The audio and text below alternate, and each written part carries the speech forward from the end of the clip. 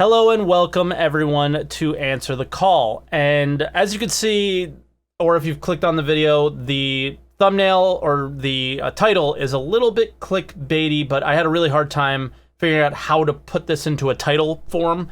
And basically with the most recent, well actually a week ago, it was on November 1st, the Roadmap Roundup update, as well as past Star Citizen lives, we've heard about this like kind of renewed focus towards quality of life. And I think that's because with staggered development, they did get some time to work out a lot of bugs. And with the release of 3.7, I kind of noticed that the game, I feel that 3.7 had the best release of 2019, and maybe even 2018. That's obviously not saying a lot, and it wasn't a great release, but it was something. And I think because of how well received it was, I think CIG wants to shift a little bit about what's important and what's a priority to them. And because of this, it kind of made me feel a little bit indifferent about the situation. As a streamer, I obviously feel, and I'll actually bring up the section here on the screen and read that real quick. So this is from Roadmap Roundup. Hi everyone, we've already seen very promising results in the overall playability and user experience in Star Citizen in Alpha 3.7, thanks to our recent transition to staggered development. While we still have a lot more to do, we plan on maintaining this newfound momentum and pushing for a greater breadth of quality of life changes / fixes in the patches to come. As we mentioned when we first made this development change, we knew there would be some changes to the roadmap as we reprioritized. This reprioritization is still ongoing, which you will notice in the roadmap roundups to come. Specifically, we're in the process of doing some recalibration in an effort to allocate proper resources to focus on quality of life changes in both 3.8 and 3.9. It's time to squash some of those long-standing bugs and clean up the overall gameplay experience and playability so that you can enjoy Star Citizen even more while we continue development. All that sounds great, right? I don't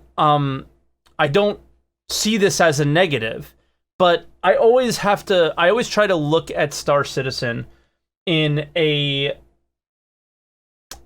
way that what's best for the game overall. And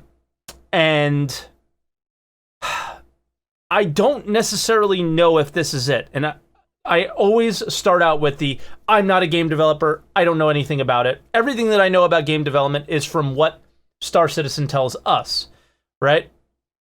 So the idea here is like, okay, we are taking resources, which are people, off of feature work, which is pushing the game forward in order to fix what we have in the game currently. And it's not just that. Obviously, there's more to it than that.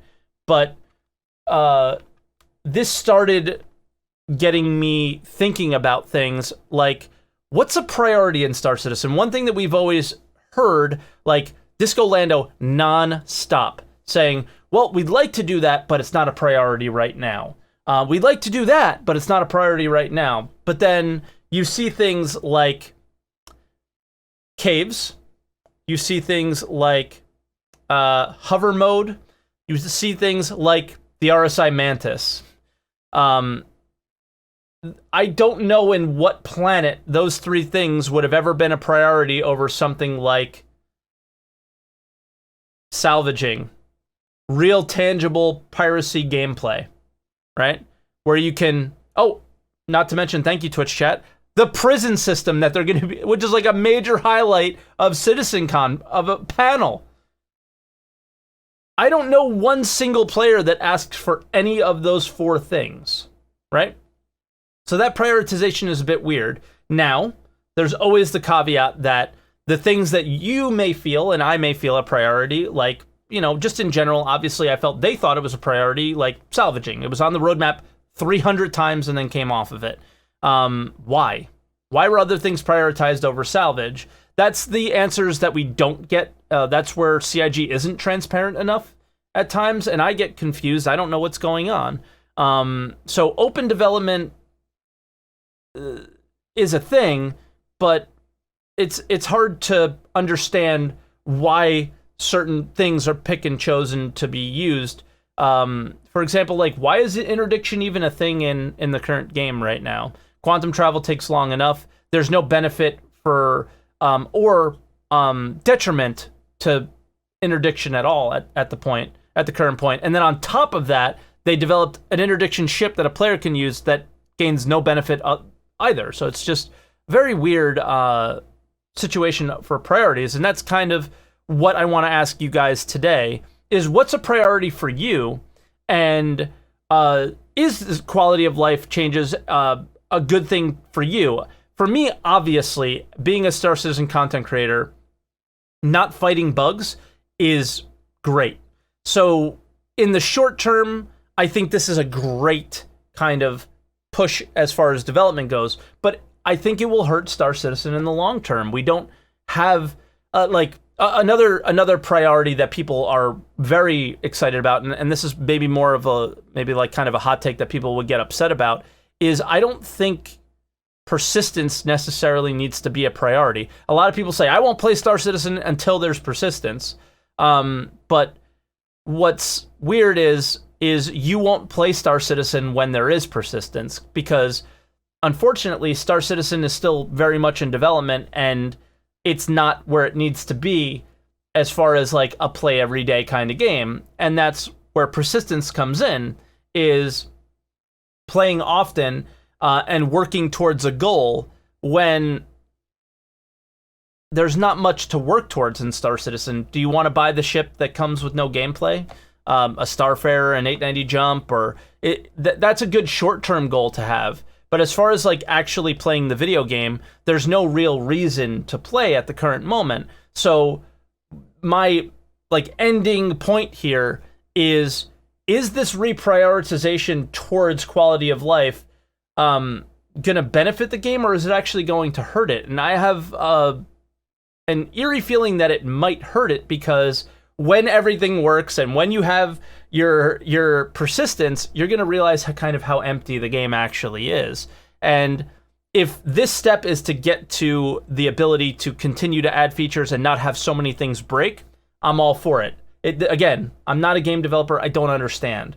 Right, and I do hope ASN is listening, being a game developer, or any other game developers are listening to the show today and can kind of clue me in, whether you're watching on YouTube or coming on and calling in on the show on Twitch. It's helped me understand a little bit better of why maybe a prioritization towards fixing bugs now will help benefit the game later. But how I understand it is every time a feature comes in, it breaks things. So why not focus on bringing features in and then clean things up? Or is it a good time to start cleaning things up now because we brought so many features in?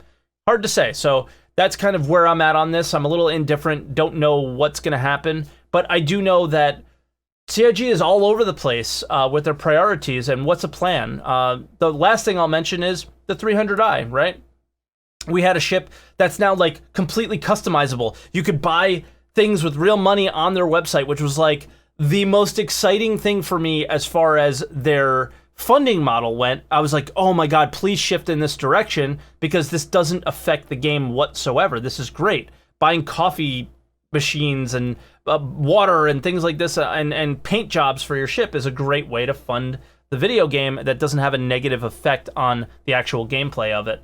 So that just stopped altogether. We haven't heard anything about it. They're just like here, and then they're there, and then they're here, and then they're everywhere, and it doesn't seem like it's cohesive and coming together and making a video game. But again, a lot of things are not in open development, and we don't really know what's going on behind the scenes. So this is really just a show that this week is I have all these thoughts and I don't know what to think, and I just want to talk to you guys about it and see what you think and just have a conversation. I'm all over the place with this, and I kind of want to hear what you guys have to say. So we're going to bring in our first caller here. And his name is Henrik, so let's bring him on. Henrik, man, what's going on? How you doing?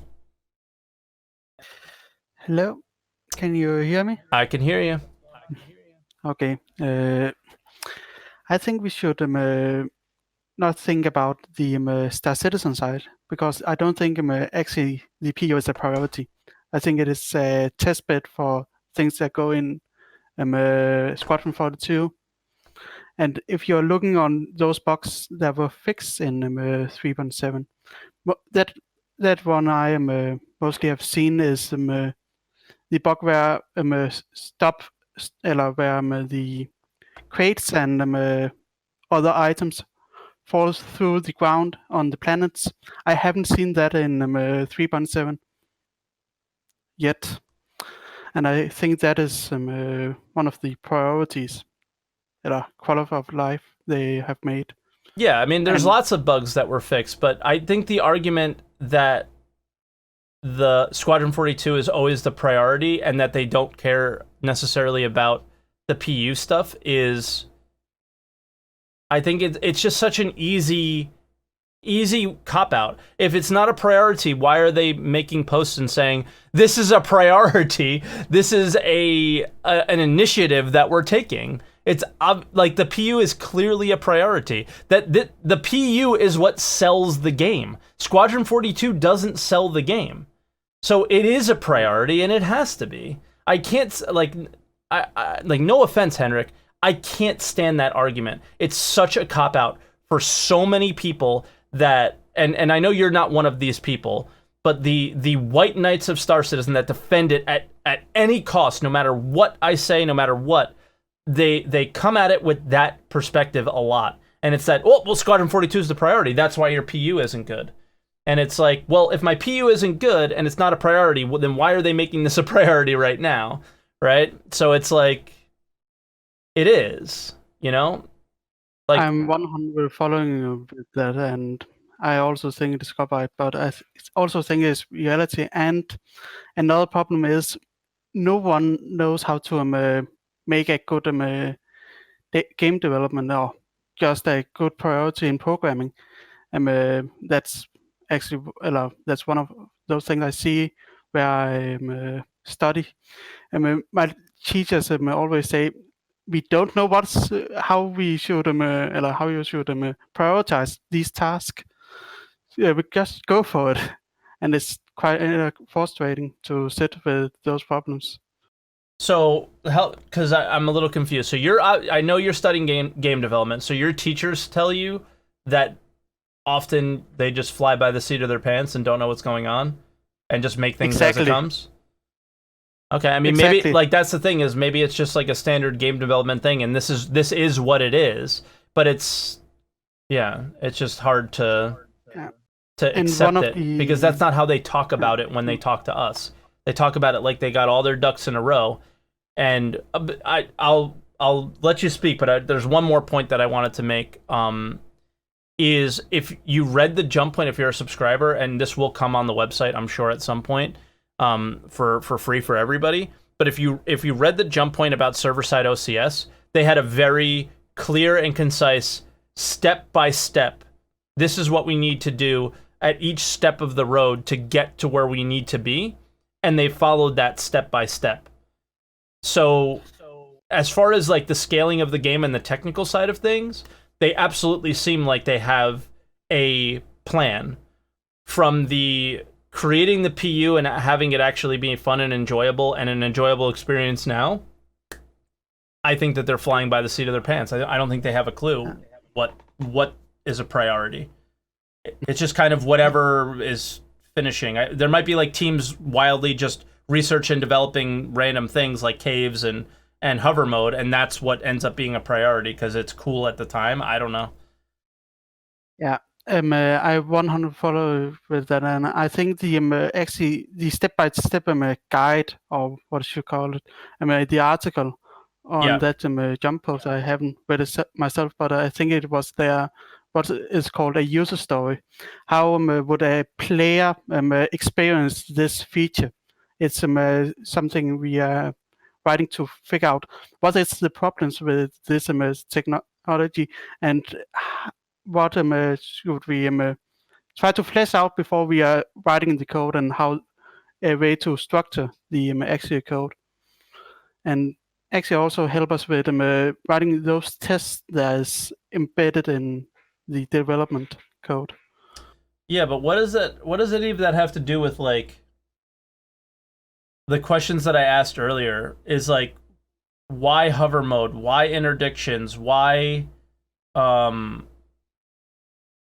prisons? Why salvage getting pushed back over and over and over again?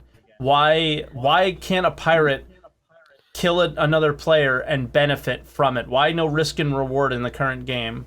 What's I think they maybe should try to fake it until they make it. That is something you usually say. Where they can fake something, put something fake in that can make it easier for those people. But also think how many, I don't have the numbers, but I think about 2/3 of the company is working on Squadron 42.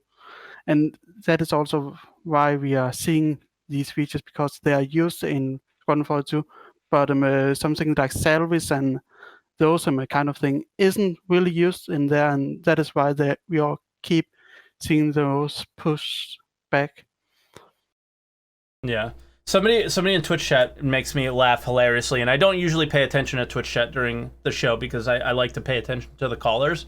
But when I said why those things, and they said because they're easy to do and don't require like tech to get them working. But if we watched anything about hover mode and the flight model, is that they redid it altogether, but they focused on hover mode and not on the space flight. Why? I have no idea. Why? And then when you go to interdictions, if you watch the most recent Star Citizen Live, there was an entire show dedicated to how difficult and how much math they had to do to get that to actually work. So, like, those features aren't easy. Yeah, and for a ship that, if you've played 3.7, how many of you have been interdicted by an RSI Mantis? I've played countless hours of this game and have never been interdicted by an RSI Mantis. So, no, I think there's just stop with your defending things that are undefensible, okay? Yeah. Undefensible, these things. Yes, I'm totally with you with this. Yeah. And I don't think I have any more to say, actually. Okay, I mean, it's just, yeah. It was interesting, Henrik, that, like, your teachers who are teaching you game development it's interesting that they kind of fly by the seat of their pants a little bit. So maybe this just is what it is, and it's just, for a game like this, it's constant research and development, and whatever is close to being done is what they give to us. Actually, I think that's it. Good analogy of this is trying to construct a building while the chemist is making your materials. Yeah, and they've even said that. They've said sometime, like, on a Star Citizen Live, the Todd Pappy specifically said that. He said sometimes it feels like you're building the train tracks while you're on the train. Like, before you're, like, the train's already there, but you haven't built the tracks yet, so they just, like, don't know where they're going. Yeah.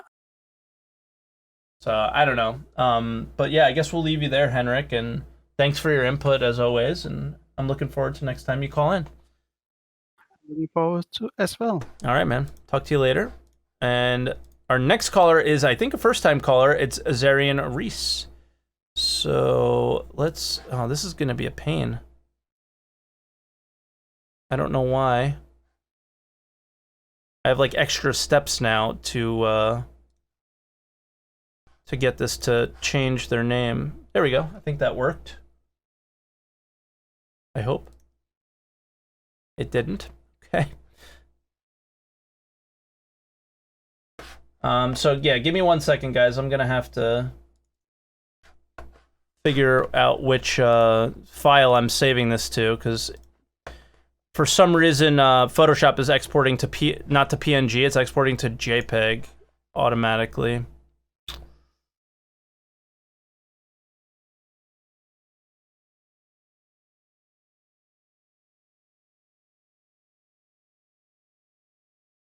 Did it switch? Didn't. All right. One last try here. And then if not, I'll mess with it while I bring in Zarian. But it would be nice to know exactly which file am I updating, because it's just making new files. It's not updating the old one. That's ridiculous.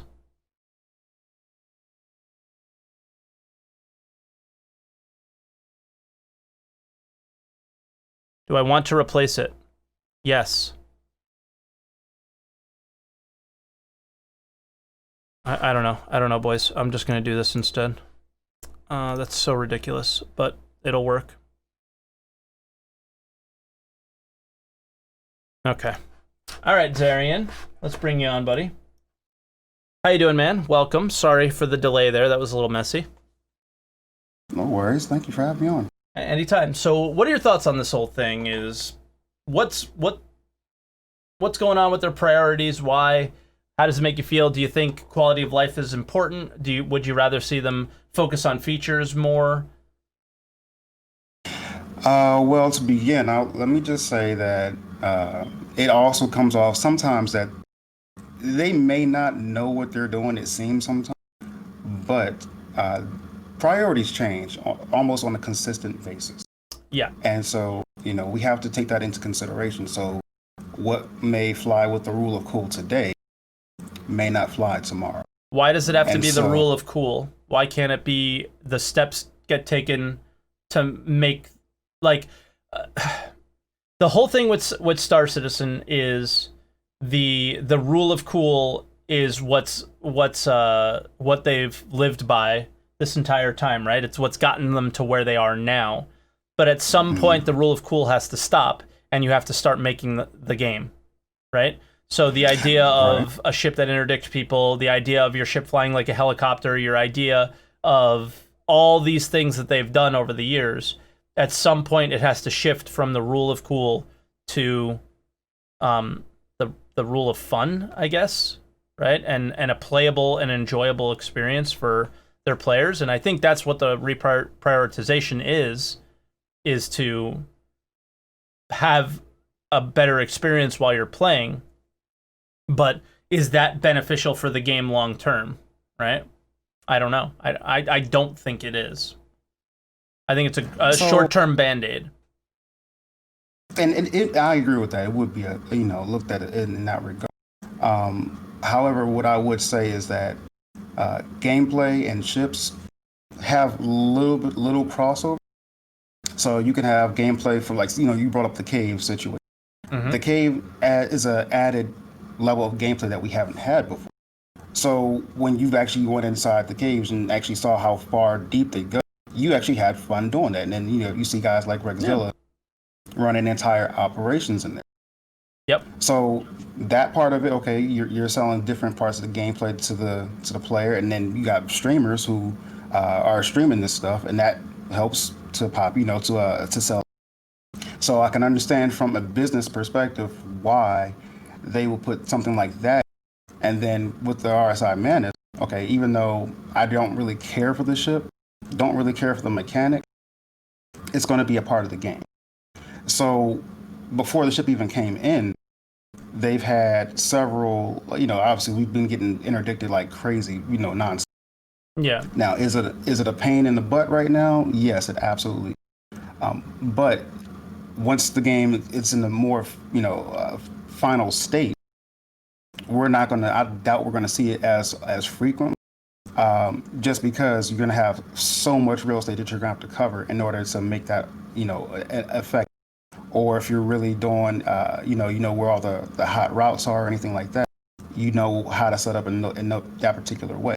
And to be fair, we were getting interdicted too much, and it was a bug, and that they fixed in 3.7.1. Yes. And we do see it less often now. And I think they're still gathering data with that. Yeah. So this is still early days, guys. Let's I think Star Citizen has a kind of a love-hate relationship with their fans. And it's not something that they haven't caused on, pulled on themselves. But it's like when we see something very new that we haven't had before, all of a sudden it's, oh wow, this is cool, this is awesome.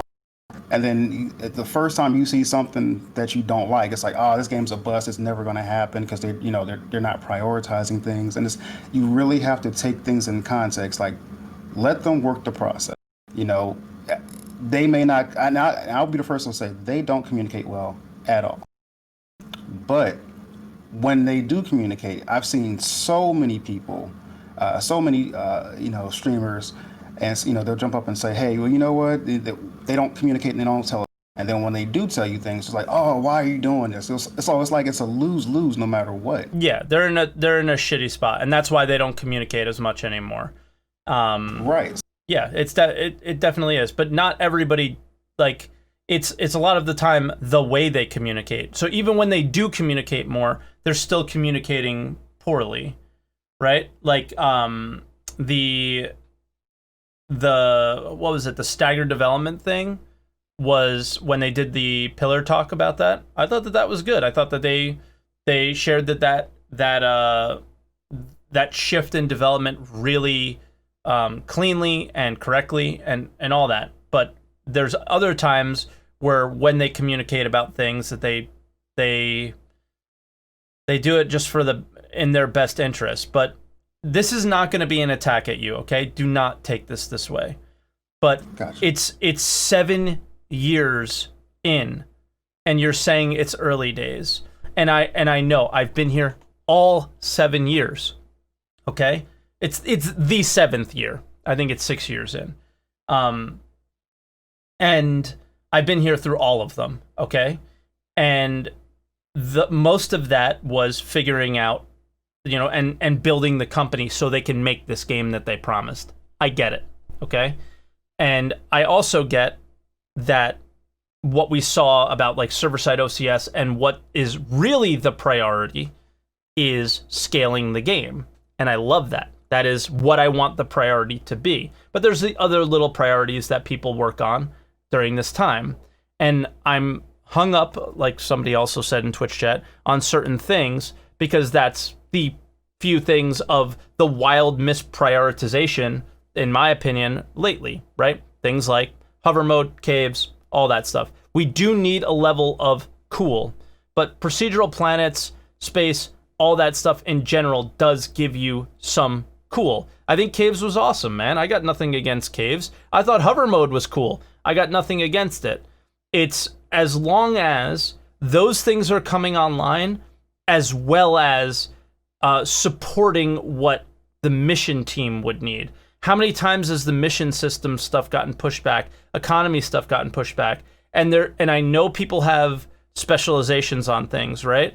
But there's no way that somebody that worked on caves, hover mode, interdictions with the RSI Mantis, prison gameplay, and a countless number of other things over the last 6 years could have supported the technology and features that could have made something like piracy gameplay be more rewarding for the pirates.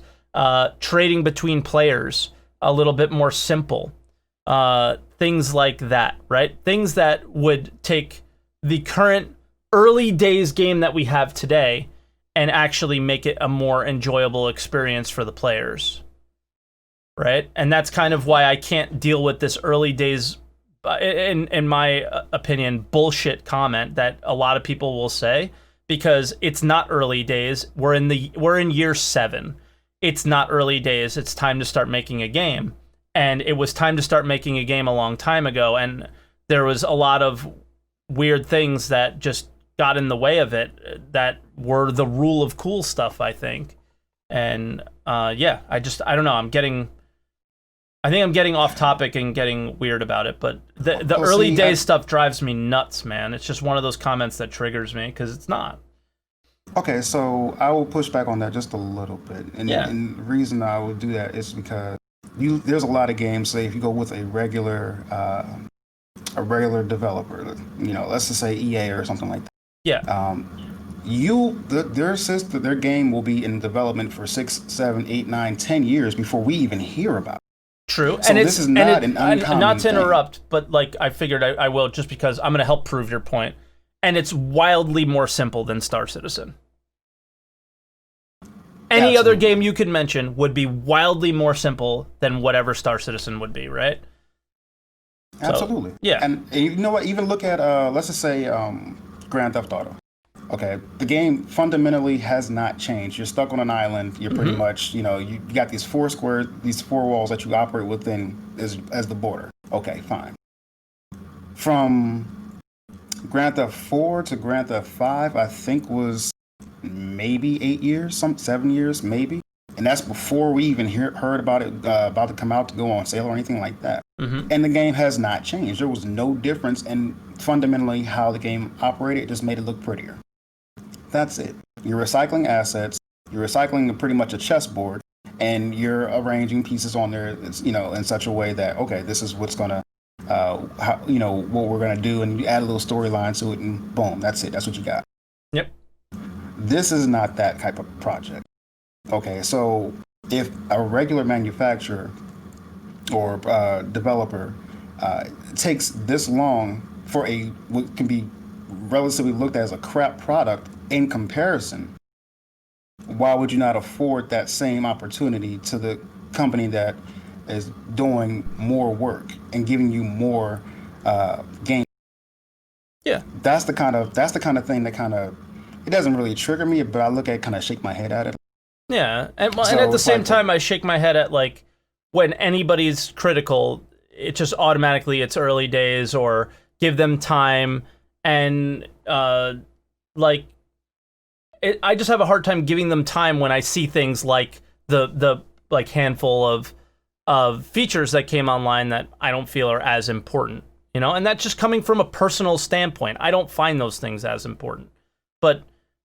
Yeah, I mean, I agree. I don't disagree with you. I'm kind of in the middle somewhere, in terms of, yeah, it's early days.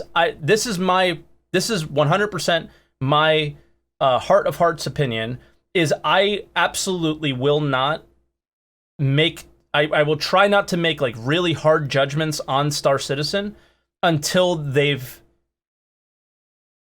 finished like server-side OCS.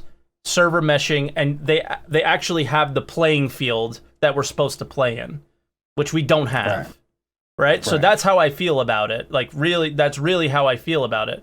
But at the same time, in the interim, what the hell's going on? Because I don't understand. So how I see it is, and then I'm an original backer myself, so I know. What you've gone through is we've been here together. So I know exactly the frustration and what it takes to not necessarily what it takes to get this thing off the ground, but I've built several businesses. Okay, so I've started from the ground up, and I know there are like I said, priorities are on it. So what I may think is going to work today may not necessarily work tomorrow, because there's something that may have happened, and you may have to change the priority level just slightly. Yeah. And that may throw a whole thing, a whole schedule off. And it's frustrating, but it comes with the territory. Yeah. So you don't necessarily have to rule that. You can't rule that part out. Yeah. So when you're saying things like, oh, what's happening, you guys don't know what you're doing. Yeah. You have to look at it from a business perspective, because there's a lot that's happening behind the scenes, which we are not privy to. Because, let's put it like this. If you're a business owner, right, and your business is struggling, you clearly know it. Everybody knows it. Yeah. And then, somebody walks up to you and says, hey, how are things going? You're going to say, everything's great, right? You're not going to sit there and tell them, like, no, everything's fucking shitty. You're not going to, excuse me, for, You get cursed, it's fine. Yeah, but you're not going to tell them that everything is bad, and that's just the point of it. It's about sales as much as it is about getting what you need done at the same time. Yeah, no, So I get it, and they in- have to keep selling. They've put themselves in this box, right? Where if they don't make the ship like the RSI Mantis, I mean, again, I think if they just put out like a medium miner, they would have made just as much, if not more money. But like the idea of having to sell the RSI Mantis is what, like, from my perspective, is like they put themselves in this box where they're forced to do things like that, and take somebody who could have been working on like a game feature probably, and have them working on something like an interdiction feature, which has no use whatsoever at this stage. I'm curious. I mean, maybe 3.8 turns on more features for it. But like in my opinion, this is not tier 0 version of interdiction, and I agree. Like it's weird. It's like we're on the same page because I totally understand is if they don't keep making money, we don't get the game we want. So they have to keep doing these things that don't make sense from like building the game because it's what's going to build the game. It's like they're in this like just weird place. Would you agree? Or I mean, this is how their model has been set up originally, going back from like we already knew from the very beginning that Chris didn't want to use a developer, especially what he went through. That's what we loved about it. We loved that about it. That's what we bought in for. That's what I was in for. I'm assuming you were as well. Now, absolutely. Let me ask you this. Let's take that a step further. When you backed, since you're a longtime backer as myself, where did you think we would be in 2019? Do you think that they would still be selling ships? I wasn't against the idea. I didn't know that we would, but I wasn't against the idea of it because that's what we were introduced to in the first. So I was actually fine with that. I'm still sort of fine with it. I'm not completely against it. I am somewhat against the selling of like super. I'm not against the idea of like weird kind of specialization ships, sort of like the RSI Mantis, but I'm more excited about like I mentioned earlier, like the 300i and selling things like cosmetics that have absolutely no effect on how you would play the game versus how I would play the game. Well, I mean, with that part of it, like I kind of understand why they went with the whole 300i thing is because they want you to have an attachment to your ship. Like they want it to feel like the Millennium Falcon, the Enterprise, whatever. Hell yeah. They want you to have that type of attachment to that ship. So if something major happens to it, and you destroy it or you have to self-destruct it in order for you to survive, it's going to be a major thing. Of course. But then why didn't they keep going with it? Right? Like here's the thing is, wouldn't you like what's your favorite ship in the game? I doubt it's a 300i. No. Right now, I mean, it's not actually in the game or that's coming. Regardless, doesn't matter. The Polaris is my favorite. Polaris. Now, what's your favorite in-game ship? Like, what ship do you like when you play the game? Which I'm assuming you play fairly often. What? Oh yeah. What ship do you go and fly with? Caterpillar, Freelancer? Saber, because I'm more of a combat. Okay. So I would go with the Saber. Sometimes or actually a lot when my org gets together, we run with a couple hammerheads, the retaliators. We get a whole thing going. Okay, cool. Now, if you were able to customize those ships, would you spend that money on them a little bit? Couple dollars. I mean, like when you looked at the 300, how actually reasonable it was in terms of like cosmetic purchases was insane. See, my situation is different. I have quite a bit of passive income, and I've kind of got quite a bit in. So it's different for me because I could afford to do that. Now, if the prices were like stupid high, yeah, but they're stupid low. I wouldn't do it. They're stupid low. Exactly. So like even someone I don't have a lot. I actually have no passive income. So it's one of those things where like even I could afford to do it. I wish, like me personally, if I was them, I would not be shifting from ship sales to this, but I would have spent like so much more time bringing that into like, yeah, man, customizing my Freelancer, customizing my Hornet, like all those things is turning that on, and they just kind of like put it in the game, and we're like, okay, there it is, and so we know we can do it. But didn't continue on with it. So like, yeah, it's a business, and they prioritize business things. And that's one of the things that I would have thought they would have just like, would have went insane and just been like, guys, we're customizing everything, boys. Like I would have thought they would have done that, but and I don't think I would have sat here and said they should be working on gameplay features instead of the customization of your ship.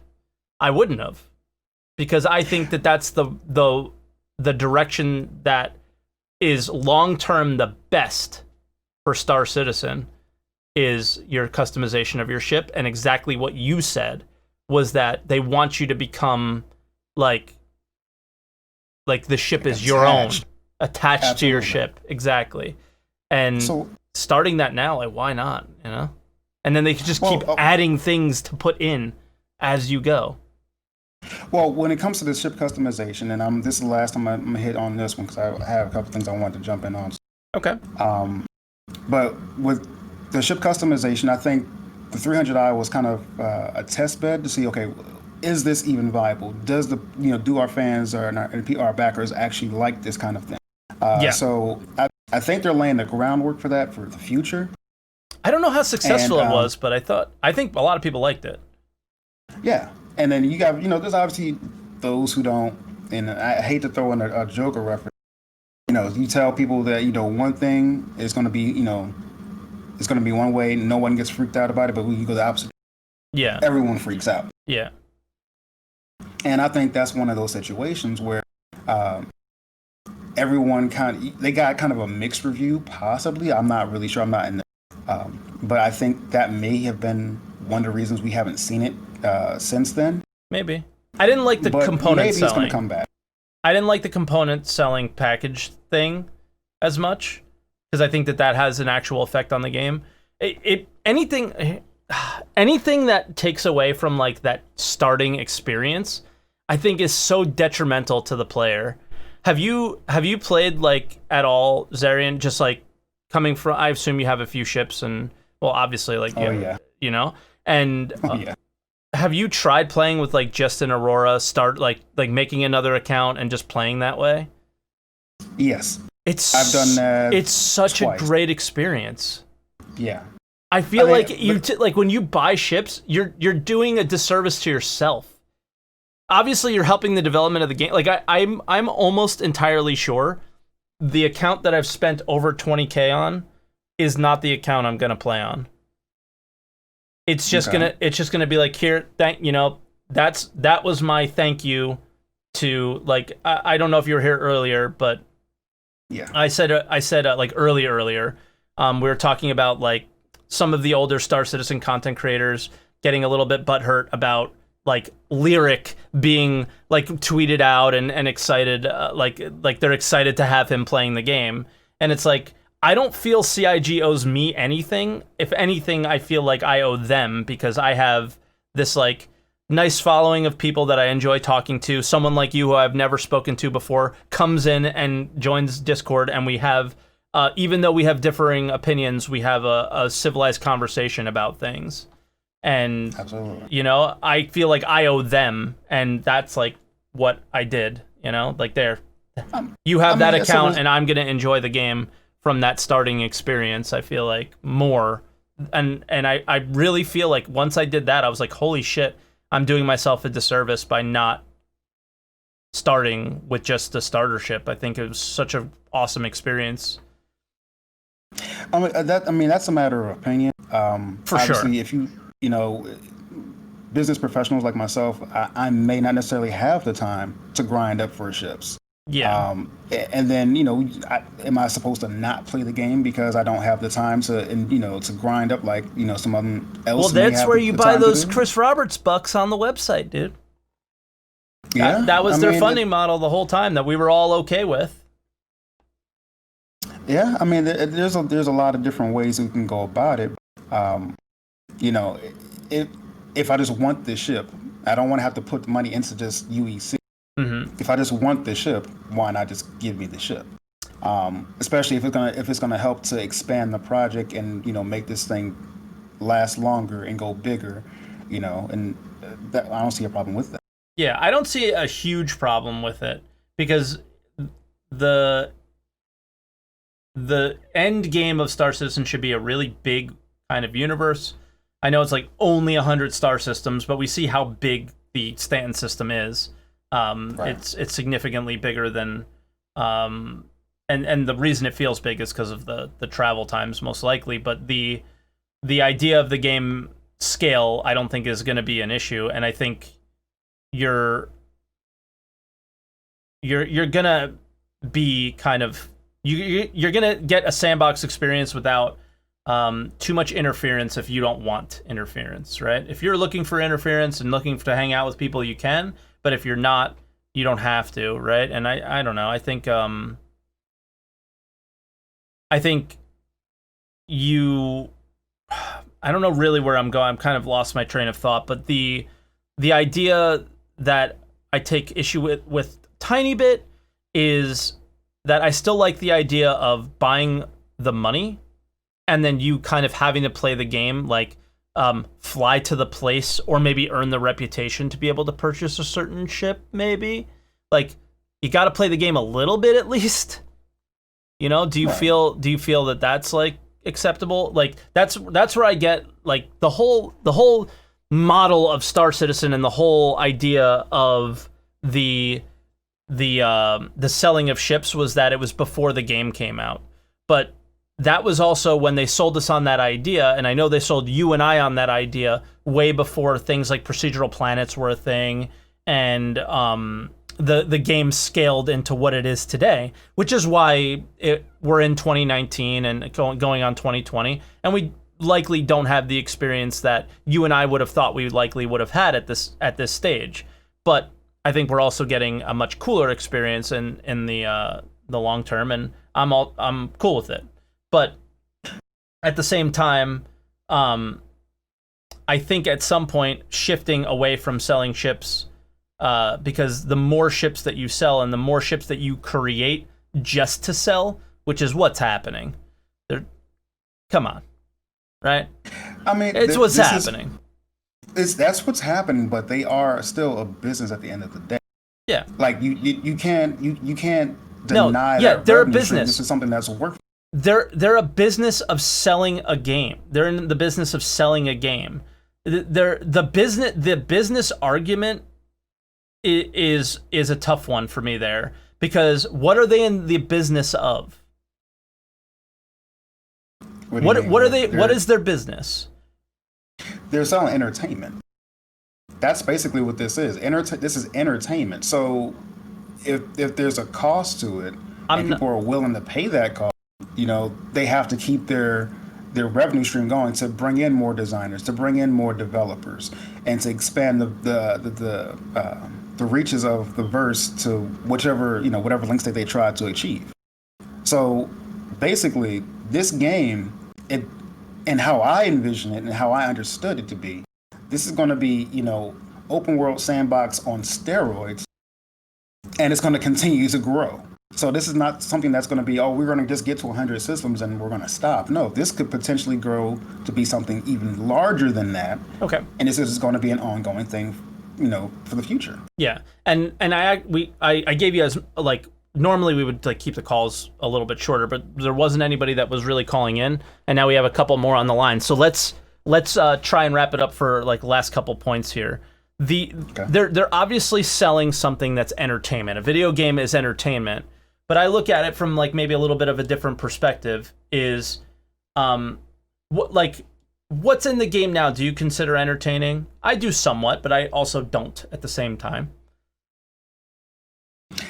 The thing, I mean, I'm more like I said, I'm focused on. So to me, that's the most fun. Now, I know it's not where it needs to be. Yeah, and I definitely agree with that point. Yeah. But to me, that is the most fun part of the game, where you have these, you have the potential to have these large fleets going up against each other, 25v25 or whatever. Yeah. And that is the biggest part of the game that I'm just like absolutely excited. Yeah, and you're right there. You're not far from what you want. I'm far from what I want. I'm more of like the economy style player, right? So I need a lot more buttons to be turned on and knobs to be pressed or whatever to get what I want out of the game. But the way you said it was a little weird, and a chat kind of I think took it the wrong way. So I want to give you a chance to like I guess clarify. Yeah, is like you said that they're selling entertainment. Like obviously a video game is entertainment, but I look at it as they're selling a video game. And what we have right now is not a video game. It's not a AAA. This is what they're selling. They're at Kickstarter. They said, I need this much money to make this game, and then they got more money and they said, hey, we want to make the game even better, right? And that's what they did, and they're achieving that goal. I feel, right? They're moving in that direction with the idea of server-side OCS, server meshing. They have their plan. It seems to be going as planned. It's taking a certain amount of time, but it seems to be going as planned. Now, for me, they're selling that video game. They're not selling spaceships, right? They're not selling an experience necessarily. They need to sell a video game. And where I'm going with like the actual topic of today's show, let's get back to that to finish our discussion here, is the idea, and what, like, the title is so clickbait. I didn't know what to do for a title, so again, apologize. The idea of the reprioritization towards quality of life, which includes your combat, I would assume, right? We've heard them discuss things about slowing combat down or punishing to try and slow combat down to make it more what they feel like is enjoyable. Is the quality of life shift better to make this video game, or is it a short-term band-aid to sell the video game now for what it is? Like, we've heard Chris Roberts say things like, the game's already released and we're just going to build upon it, right? And that's, I get it. It makes sense to me. The game is already released. You and I play it every day, most likely, or most days. So absolutely. Yeah, it's a released experience, but it's not a released video game. Correct. So with the quality of life that they're now focusing on, I mean, what are they slated for? Q3, Q4 of beta for next year or something like that? Well, this isn't first. We're not talking Squadron. We're talking PU only. Because Squadron, we don't. It's like, I would love to talk about Squadron, but in reality, if you don't know anything, how can we talk about it? They don't tell us enough. It's so hard to have a conversation about that game when you don't know where it is and what's going on, right? You got the roadmap, but do we really know? You don't. So let's just focus on the PU for our discussion today. Right. That's where I like to keep things. Okay, so regarding the PU, I mean, with the bugs that they're supposedly going after to fix, and everything, that's going to feed over into Squadron 42. Anyway. Of course. So yeah, there's that part. So even though these are two totally separate types, it's the same game. So they're going to have systems that interlock with each other no matter what. Of course. So everything that they're working on now for quality of life, it makes sense that, okay, in order for this other project over here to be completed or to advance, this has to be knocked out, and it feeds on both sides. So I think that is a good move. It's a well overdue step. Yeah. But the fact that they switch over engines and everything like that, now they had to recode a whole lot of stuff. That threw again everything back. So. Well, and that's part of probably what they're working on, right? Is there must be like old CryEngine shitty code that is causing, that they're trying to get rid of. That is part of the issues that we deal with, right? So and the problem is you don't necessarily see it. I mean, you don't know it's a problem until it pops. Right, but whatever they're doing on the back end, that's going to take its time when it's done. So it's not going to be something, we smashed this bug today, it's done. It's going to come back with every time you add something new. Yeah.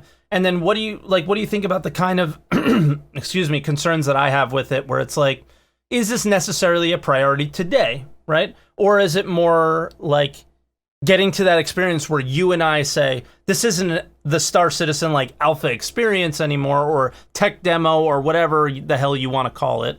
We both agreed that it's not a video game.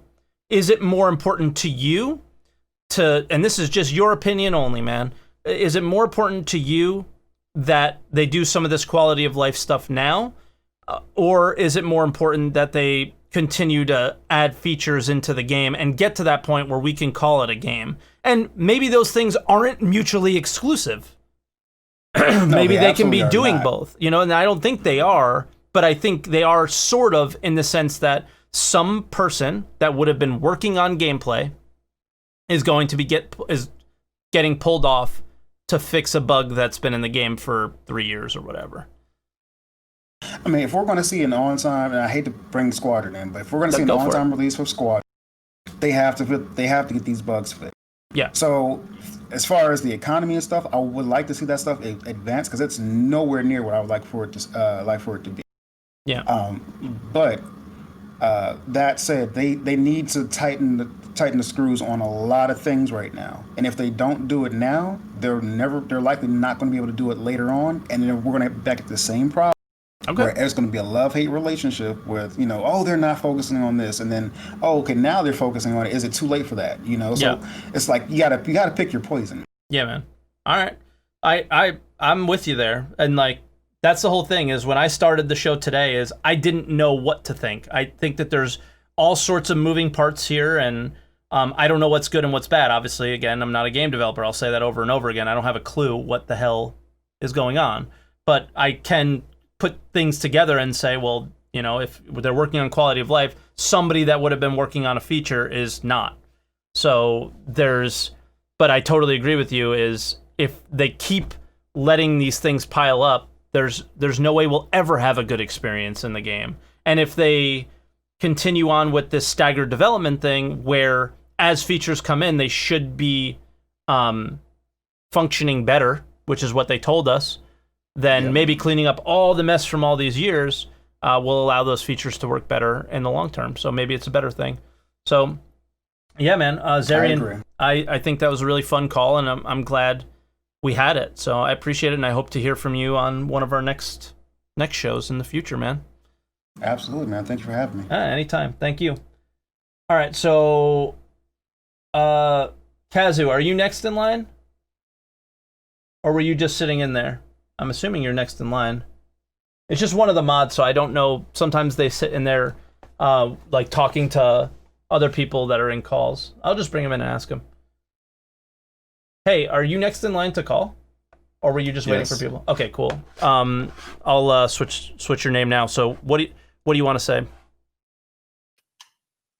Well, first of all, hi Mike, and hello to everyone that's listening. Thank you very much for having me on.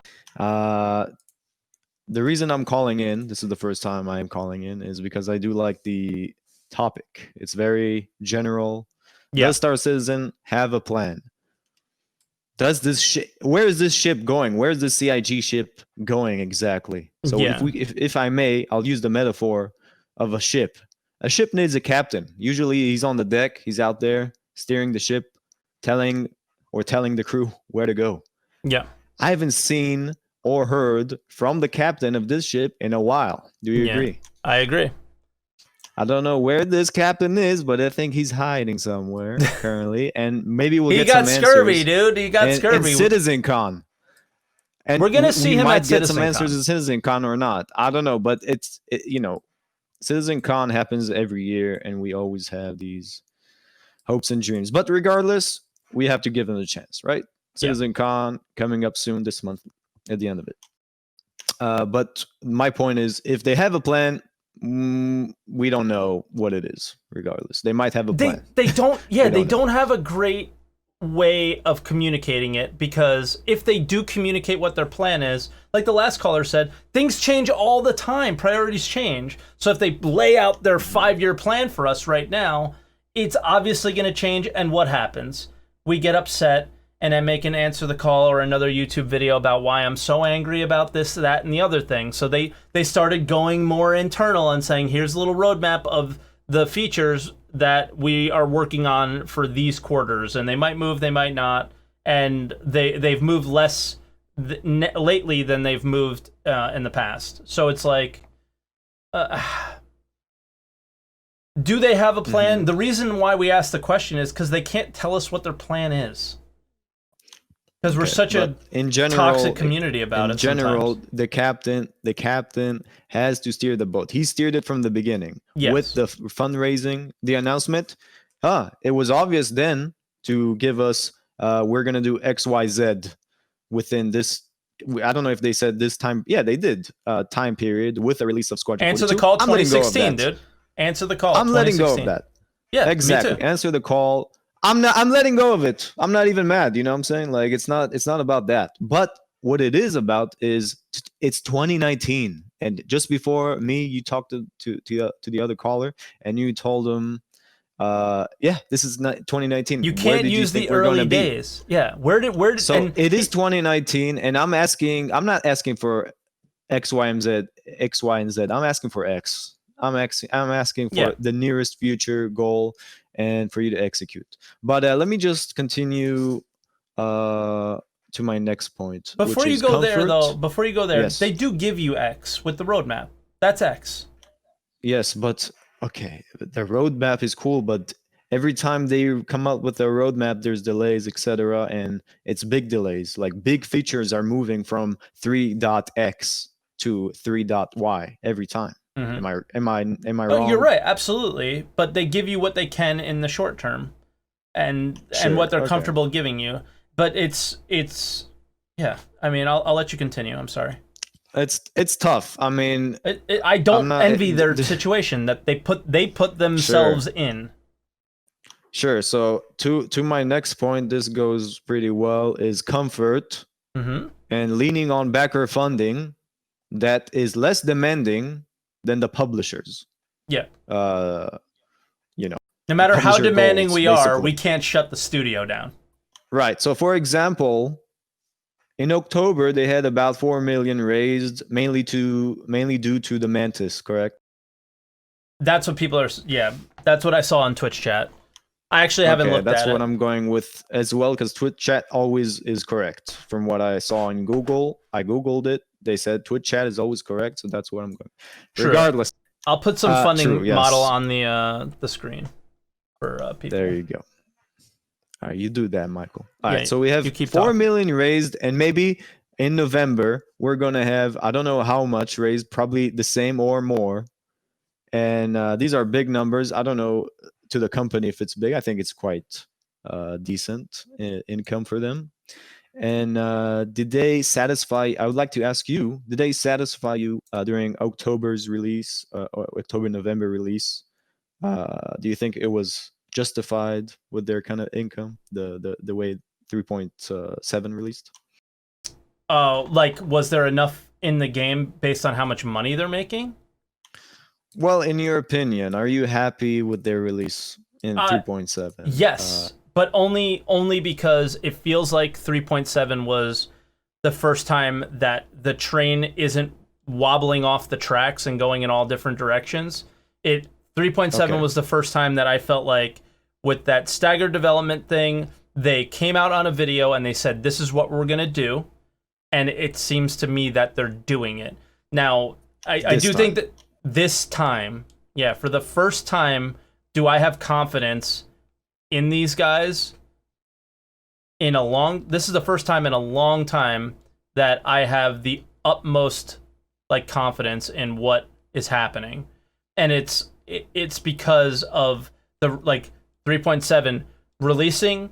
There was one wipe through that, and it's only because they had to, and they tried not to because they knew they wanted our experience to be good. They actually care about us, you know? And does it feel like they're going in the right direction? Yes, but then you have these weird moments like the RSI Mantis. What the fuck? Right? And then you have that's where the question comes from. Do they even have a plan? I think they have a plan for the scale of the game. But I don't think that they have a plan for the gameplay of the game. Yes, I think, and that's where my concerns come from. Yeah, I think, I mean, it shows pretty well with the Mantis. And on one side, they sell the ship. On the other, because the ship is not complete, cannot be completely used in the game to its purpose, which is interdicting other spaceships correctly. Then they have to compensate by adding this, what is it? Flight suit. Armor, a cool flight suit, and whatever else.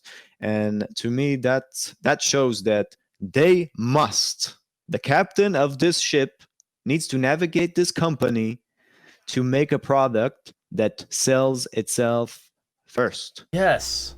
Do And not. it does. It You almost cannot does. continue to lean on the backer funding just because we had these hopes and dreams. We're still on it. Some people cannot let go. Some people already let go, and they might not even come back, unfortunately. Yeah. But there's still a lot of new customers. There's still a lot of people believing in this game and people who will play this game if it comes out the way it should be, even if it's not the same as promised. People are people. The company is just made out of people. We get it. You said it will be this. It's this. We might still be happy with it. It's going to the correct direction, in my opinion, as well. And I'm more critical of the game than you, if you know it or not, whoever's watching. But I will definitely play this game if it comes out well. And just last point, and I'll let the other caller come in. I'm definitely looking forward to what will be shared at CitizenCon, and hopefully the captain will come out. Yeah, and he will. He might be swinging like Captain Jack Sparrow or something, but and show us some cool stuff. Yeah. And I'll have my popcorn ready. That's all I got to say. Me Thank you too. very Me much. too. Thanks for coming on, Cass. All right, peace out. Bye now. All right, so our next caller, and we'll probably have to fire through these a little bit quickly because our queue is getting pretty long, is Tiz. How you doing, Tiz? Hey man, how are you doing? I'm well. Sorry if you hear my mouse like flinging around, but I'm working, trying to get your guys' names up there. It's a little bit weird today. That's fine. Yeah. Also, we forgot about the ballista being useless. Yeah, that was another one to add to the list. That was completely pointless to put on right now. So, all right, Tiz, what do you think? And let's try and we wildly got all over the place like we usually do on the show, but let's try and stick to the quality of life idea and priorities and all that. Yeah, I think it's going to be a short one for me. I just have like 2 or 3 points I want to mention because the other calls were already way over. Yeah, it's okay. So for me, the quality of life stuff. Yeah, it would be nice. I'm a bit cautious because or as I remember it from 3.0, they've always announced focusing more on quality of life, right? Yeah. Next patch is going to be quality of life, and then we had a patch, and then the next patch was stopped, the quality of life patch for the patch before. So I believe them this time. Yeah, but I think it's the wrong time to talk about it. It's okay. We can talk about it in 2 patches and see whether they actually did something right. Yeah. I don't think it's gonna drastically change how they develop the game and slow down everything else. You mean after like 3.9, we'll talk about how their quality of life initiative went, right? That's what you mean by that? Yeah. Okay. Yeah. Okay. Yeah, that's fair. Obviously, we can't talk about how it's going to go when we don't know how it's going to go yet. Yeah. Okay. And I don't think it's going to have such a huge impact. It's more of an appeasement scheme, so to say. So. Mm-hmm. Yeah. And hold on, because Xylo actually responded to like what they mean by quality of life, and he's the guy who actually writes Roadmap Roundup. I'm pretty sure. So I'm gonna read it off right now. He says, when quality of life is mentioned in Roadmap Roundup, it's also always coupled with the term playability. Quality of life and playability equals fixing long-standing bugs. Oh God, you guys are copy pasting, making it hard to read. I can't read when you guys are doing this. Are coupled with long-standing bugs, starting to eliminate bug debt, but also evaluating the UX and knocking out some tasks that make the experience better and more intuitive. Staggered development allows us some time to put more focus on these things, and we plan on continuing to put focus on this. It's good for both short and long term. Okay, yeah, so that clears things up a lot more. And I started the show, and I don't know if Xylo was here. It's like, I'm not a game developer. I'm confused by this. And that's why I wanted to have this topic. And again, the do they have a plan topic post is a weird one, and it's just more of I didn't know what to put as the topic for this because I couldn't fit the word priority in there. But yeah, and like Xylo saying, we're seeing some of those efforts as far as playability in 3.7. We absolutely are, and I still where the idea comes from of the, like, do you guys have a plan, is just like the weird things that don't make sense to me, like hover mode being prioritized over something that everybody kind of agrees on, that the space flight and specifically space combat is really not ideal. And why would anybody put work into something that is like a cool feature rather than something that people really want? And then other things like obviously ships that just don't make sense right now because they don't have their like features turned on. But the idea of what's actually written in Roadmap Roundup, I'm like fully behind, especially if they're like in the short term, kind of cleaning up all that bug debt like you mentioned. So yeah, but continue on, Tiz. I'm sorry, because we got a little nice bomb to help clear things up for us there from Xylo. Yeah, I understand. Yeah. And the other thing is the plan, basically, right? Your title. And yeah. To me, at least it sounded like at the beginning of the year, the plan was to focus on Squadron. And so I can't really answer that question because we haven't really seen any. By the way, I don't really think the Squadron roadmap allows you to really draw any conclusions of. I agree. That's why I don't like talking about it. Or I hope it doesn't. Yeah, and, true. True. So we might see something at CitizenCon, maybe, I don't know, or maybe we won't, that will allow us to draw or to say, okay, that was an okay priority that worked.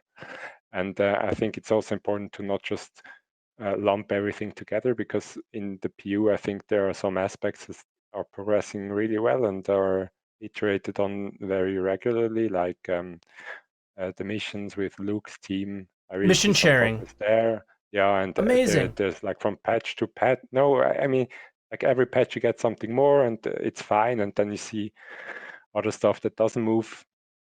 So, but then every patch you get something more, and then you get another bug that gets in your way, right? So the idea of like this bug fixing thing being a priority, especially right now, I don't know, kind of makes sense, you know? Yeah, I'm just at the moment more biased towards the side that I'm saying, okay, they focused on Squadron. They don't really need to have a plan for the PU at the moment. Okay. If I'm wrong, then I'm wrong, but we'll see. I don't think there's a wrong or right in this. I think it's just whatever we think, because we can only go off of the limited information that we have. And the idea that the focus was on Squadron, and the reason things seem like wildly misprioritized to me could be exactly based on what you said. And like, again, I don't want to talk about Squadron, but it has to have an effect on us in some way if that's their main focus, I guess. And maybe we're wildly getting weird things like the RSI Mantis. Because it trickles down. It trickles down. I hope, exactly. I hope it trickles down and they don't waste like stuff to do double the effort for you and Squadron. But if I anytime I hear early days, I'm gonna rage. There's no way. It's about a certain capacity. You have to develop something, and that's not going to change, even if the fans would like to theory craft about interstellar battles or whatever. Mm-hmm. It's just you're progressing the way you're progressing.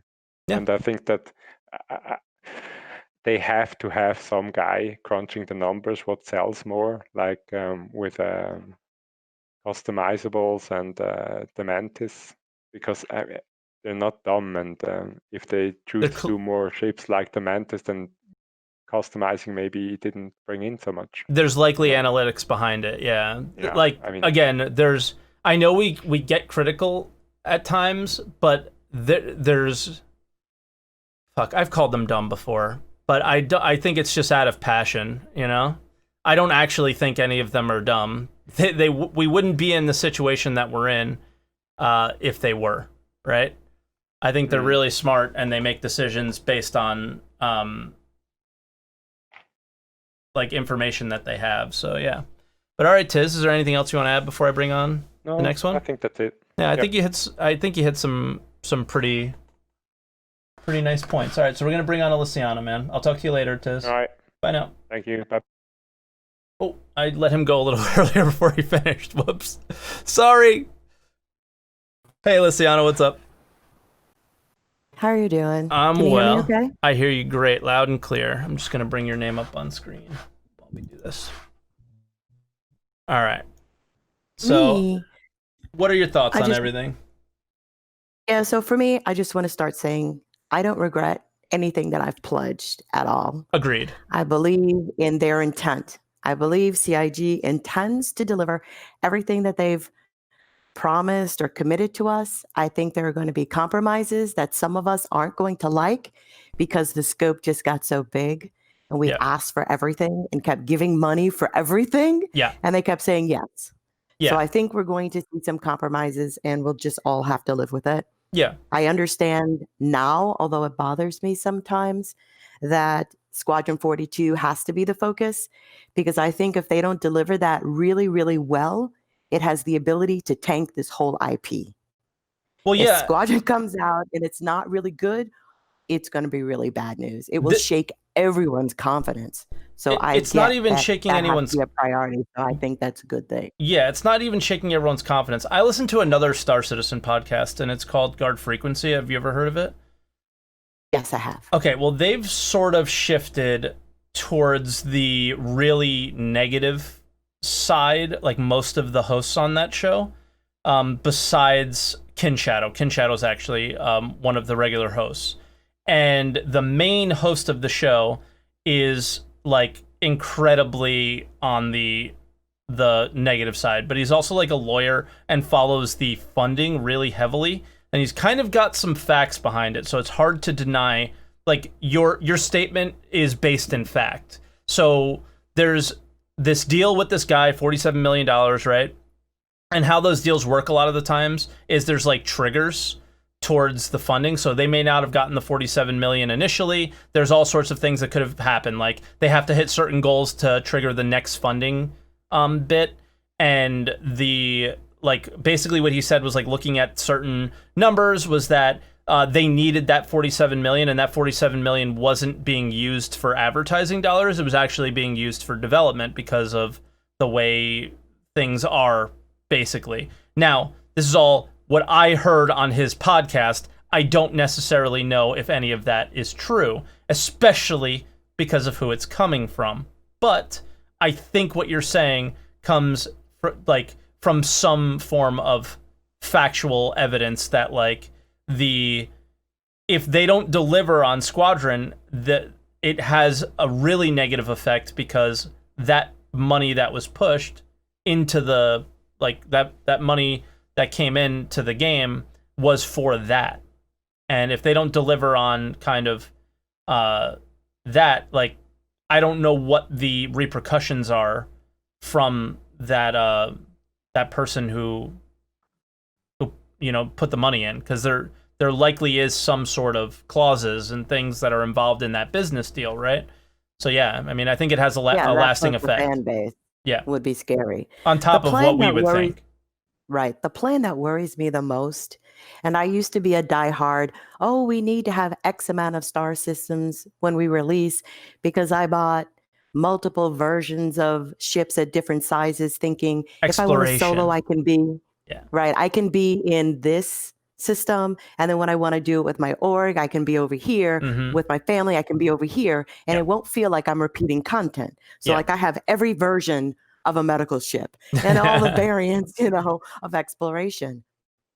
I don't even care about the number of star systems anymore. Me neither. My real concern and the plan that scares me is the rate at which we are getting these spaceship mechanics. Yeah. I have 9 flyable ships, soon to be 11. When the Carrack and the Red come out, 4 have mechanics. Yeah. The rest are just box delivery fodder. Yeah, they all deliver boxes in a different way. A year. When are we getting to the 15? Yeah. This is scary to me now. Yeah. Not salty. That's the plan I'm worried about, because I don't see us accelerating the momentum and delivering features for the ship professions. And I back to be in space. Okay. The coolest thing about 3.7 for me, which has been a game changer, is they fixed bed logout Yep. and they added the hand mining. I have the prospector, but when I combine those three, I can go out and make my own experience. I have been in the same session of the 890 jump since the last patch. Yeah. That's cool. I have a dragonfly on it and I have a prospector on it. And I roam around doing whatever the hell I want, where I want, let people get on the ship, leave, bring out the prospector, go mine, looking for some hand gems, go looking for harvestables on the dragonfly. That's the game I backed. Yeah. I backed to live in space. Yeah. And do these different professions. And that's the plan. I don't understand how we're going to get to 15 before I retire. Because we're like at 3 of them at tier 0 still. Well, do you think That's it's the fair? plan Like, that I'd like to hear more about. do you think my perspective is kind of fair on this? Is that I know I get on here and I like complain a lot sometimes, but I really don't. I can't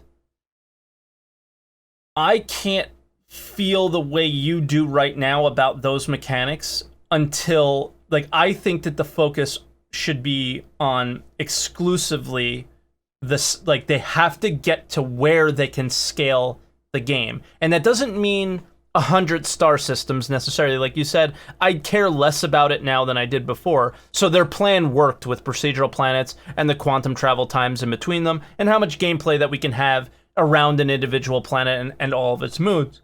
Is I feel like I care less. Like, quantum travel is almost like jumping to another star system, right? So it makes me care less about it than I did before.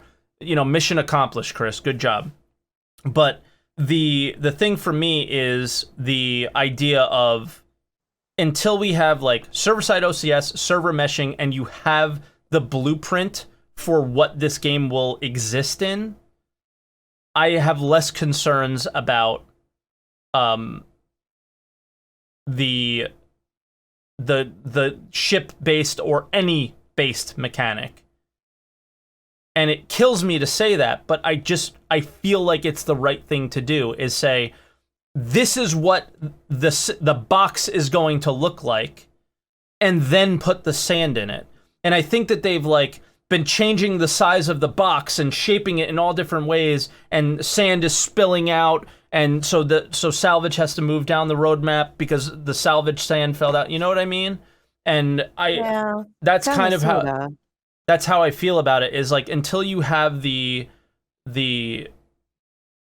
blueprint of what the Star Citizen universe will be and what room they have to build this gameplay in is... doesn't refueling have to work regardless? Yes, but at the same time, I agree. One star system and 10 players in it? Yes. Or 100 people and, you know, 2-star systems. Of course. That's what I'm not understanding. I don't know some of these basic game features, we're just not hearing anything about them. But can you refuel at a station now? Yes. So do you 100%, like, is that something that would need to be a focus today? I'd say no. But something like salvaging, something like actual piracy that I've mentioned like multiple times today, that would create a better experience for everybody, even though, like, hey, you know, you not really. Okay, you may get attacked while you're out there, but, you know, then how about before bringing in piracy, maybe they do have the priorities in the right place, Alysianah. Maybe I'm completely wrong, right? Working on the law system the way they're doing it will create the experience that you want in Star Citizen, not necessarily as quickly the experience that I want, right? So what if they work on this law system and get it exactly the way that they're comfortable with it, and then they bring in the piracy gameplay, which doesn't seem like a timeline that makes sense for me, but it might be a timeline that makes sense for you, because then you can be in your place creating your experiences without the risk of some idiot or some asshole or some pirate who is just trying to enjoy the game the way he wants to, ruining your experience. Well, PvP doesn't matter to me. Of course. Every MMO that I've been on, I've rolled on a PvP server. Yeah. I've played EVE Online for years in low sec, null sec alone, solo, because I tend to play solo a lot. I think the difference is that when you're interrupting the little bit that players can do with those sort of negative experiences, the overwhelming experience they then have is negative. Fair. Very fair. Because we have bugs and you don't have the kind of gameplay that they want. So all they have is this interruptive sort of nonsense that's going on. Completely So fair. that's why I think that's a little questionable. Yeah. But yeah, I mean, that's really the only plan I care about now. I don't care if we only release with Stanton. Oof, I do. And I used to be a diehard. Oh my gosh, if they just do that, I would probably lose my mind. But I have a bigger concern now. I've seen now that they can populate planets. They can get content there. We're going to have some bugs, but we know they can do that now. What I don't know is if they can accelerate the ship mechanics, because these professions are so unique. Yes, they can't and they're be what drew us to the game. And that exactly. This and is why we bought progress there. Yeah, That's I didn't buy because of procedural planets. Concern. I didn't buy because the game looked beautiful. I bought because the experiences in the game were going to be unique and different from any other game that I've ever played. That's what they sold me on, right? And exactly. We're not getting to that in a reasonable amount of time, because we're not seeing. Okay, would you be? I think you would agree with me that mining is the one that really showed us that they can do it, and it held me off until now. For the most part, that I was like, all right, cool, man. Mining, they did a bang up job on mining. Like, that was incredible for a tier 0 version of things that they still want to add on top of, and they have been. And I think in 3.8, looking at the monthly report, they will be adding onto significantly, and interestingly, but they keep adding on to that, and they're not spending time on things that you might like and that other people may like. People bought ships 5 years ago. It's not about a like. Yeah. People pledged against these professions. Yeah. And they're like MIA. Someone's asking me in chat, why the rush to release? It's not a rush to release. No. Let's just look at the numbers. If we're going to get one profession at tier 0 per year, and there are at least 10 of them still outstanding, it's 2030 before you get your game or the profession that you may have pledged for. That's all I'm asking about. I'm not asking for a rush, but do the math, based on our current progress. Yeah. That's a concern now for me. Yeah, but I think as well that that has to pick up the pace. It has to. The pace has to pick up. It has to. I just don't know how. Yeah. Because we haven't seen them be able to do it yet. Exactly. Yeah. So it's fair. I think it's a fair question, and it's a fair concern to me at this point. I agree. And it's why I get the way that I get. I think you just put it into the correct words, and I yell. And it doesn't always come across the right way, but I feel exactly the same as you do. To play more regularly. When I start to get, a little salty, I just disengage because I can. And I don't want to ruin this experience for myself. For me, this is my last big MMO. I don't think we're ever going to see another one like this, at least in the timeline that I will probably be gaming. This is it for me. Yeah, me too. So I'm all in behind it. But yeah, I do have some concerns. Yeah, and that's fair. Well, all right, Allie. Anything else you want to add before we go? That's it. That's all it. right. Well, thank you so much for your call, and I'm with you. I'm with you, man. For real. Okay. Bye-bye. Bye now. All right, and our final caller of the day, Ethaksus. What's up, dude? Hello. All right. So listen, no pressure, but you're the last caller, man. You really got to deliver on this one. Oh, I'll try my best. All right, I appreciate it. So I've been making some notes with the previous callers and stuff, and you brought up your point again. Yes, you brought up your point again that it's a little baffling for you how Chris is saying this is a released game, and it is, but it isn't.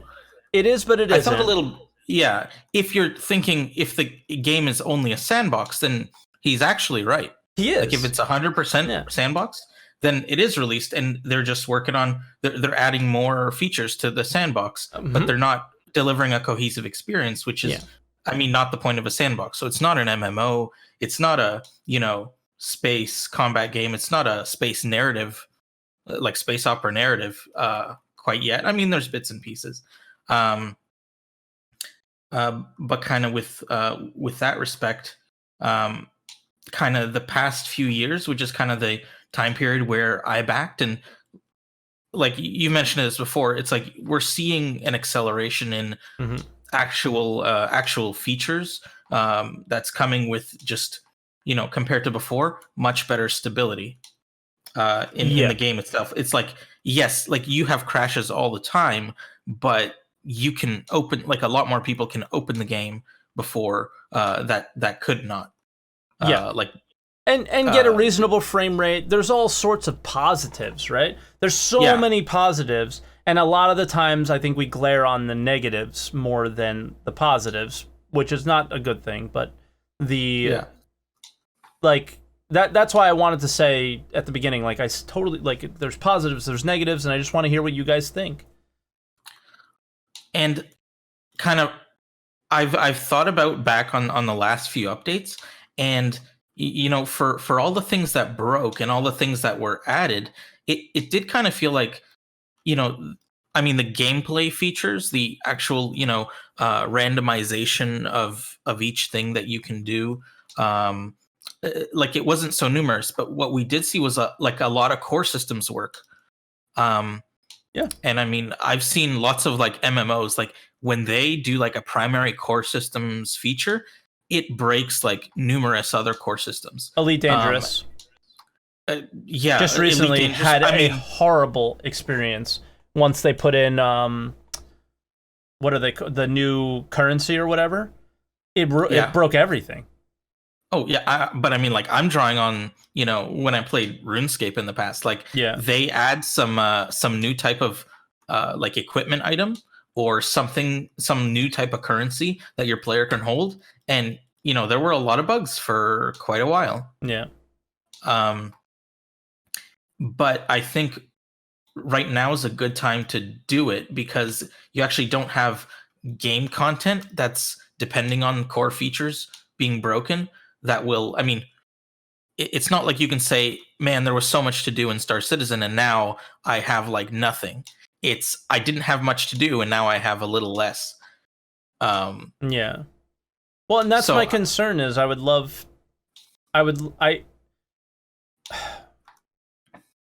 know. It's kind of like that they're focusing selfish on core features. Yeah. It's just me being selfish probably, but I just want to see that. I just want to see. I just don't want to see things like interdiction that don't seem to make sense to me, and I want to see things that do make sense to me. But it's probably just me being selfish is like things like risk versus reward, things like organizations being able to actively take part in the game in some way.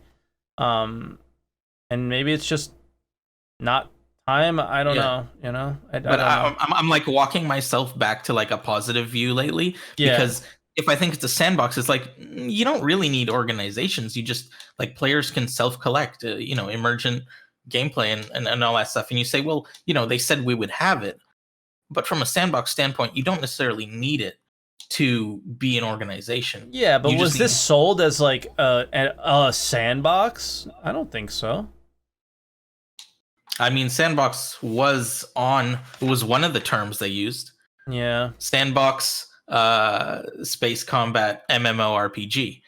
I mean, we're missing 2 out of the 3 so far, I think. But I mean, also, I don't know if Chris has even like made his own company before and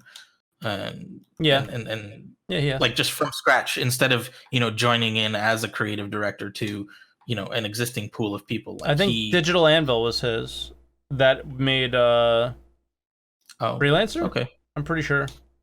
But then like Microsoft came in because there was always a publisher, right? So I don't know I don't know the facts on that, but I'm pretty sure. Well, I mean the other thing is the way it's described back in the day, that whole vote that was had, it was like Chris set a realistic goal that was realistic to accomplish.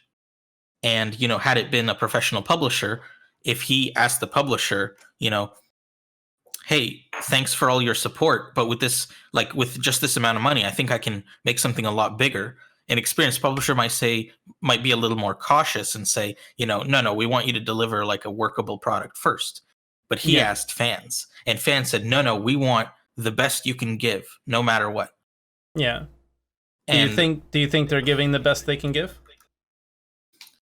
I think they're trying. I think a lot falls on Chris, but a lot of it was like uncharted territory, right? How could he actually know? And that's where the communication issue came in, and I think they've cleaned that up completely. I don't think we have a misinformation communication issue anymore. I think we have I don't know what the fuck is happening anymore communication issue. But maybe that's what they need. They need to do more work behind the scenes. I agree. That they can't really share with us, and it looks like they're just doing random, unintelligible things. But it's following their plan because they know they kind of they're kind of closing the doors without stopping to talk to us. I agree. Like they're closing the doors. They're working on their core systems. Like there might be interdiction in the game already, and they got the ship working. But they're still working out bugs with the actual mechanic itself. Like, something like it flings the ship into the next star system. Like, who knows? Like you can have bugs like that, they can sometimes get working in just like in an isolated game engine state, but they can't get it once it's hooked up to the rest of the game systems. Yeah. I mean, that might be the case. Yep. Board's here.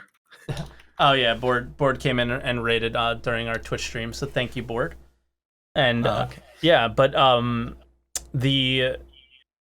don't know. I agree. It's just this really tough place, and I think Xylo kind of cleaned up my expectations a lot more, which was nice. Because I was really just I don't understand where things are, and maybe. Like what some of the other people said, that with Squadron being a priority, maybe things are just trickling down, and that's why you're seeing weird shit like the ballista. Like, what the fuck? Why ballista? That doesn't make any sense because there's nothing, and the way it worked, it just didn't function for what its job was. But now it kind of makes more sense. But yeah, I mean, part of that is just kind of. I mean, do I think the amount of money they're pulling in kind of makes sense with what they're putting out? No, but they're working on a game that they're not showing you what they're putting out yet. So it's like this argument there, $300 million, and it's like, but half of this shit, and maybe more than half, you don't even get to see. And that's definitely a risk they're making because they're making 3 games. Exposed.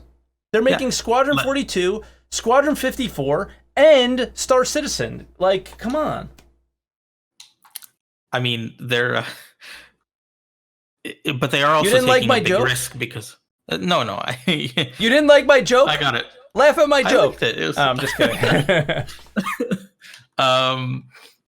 Yeah, they must know that they're also kind of taking a risk because at this point, I think they've kind of lost the attention of kind of gaming media other than for controversies. Yeah, like. Hardly anyone talks about them anymore. Yeah. You'll get the occasional name drop in some other developer that's talking about, reeling in scope. Yeah.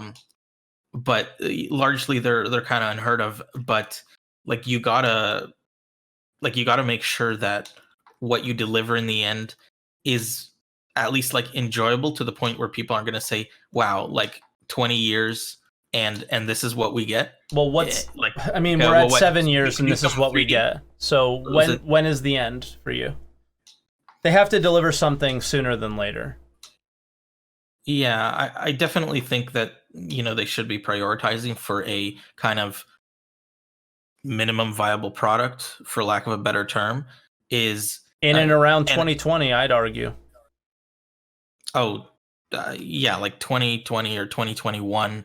Because, you're going to be getting, a lot of sci-fi type stuff coming out. And, they have to make sure that they release when sci-fi is still relevant. Yeah. Because if it's like completely out of it, like it was in the kind of early 2000s, they're just gonna get destroyed. Yeah. I was gonna make a point. I just forgot it. 2020 coming. Yeah. So they don't want to disappoint people. No, I just completely lost it. Well, yeah, they So don't. I They think that's definitely it for don't me. want to disappoint us, but they do every day because if you try and play the game every day and have any sort of goal in mind, you're obviously going to be disappointed because it's just not ready for that. But yeah, and that's the thing I struggle there's with. something to say about completely cutting off communication and just letting people walk away and not bother you. Yeah, there is. But I mean, there is some negative connotation with that. But and they can't and continue to fund the game.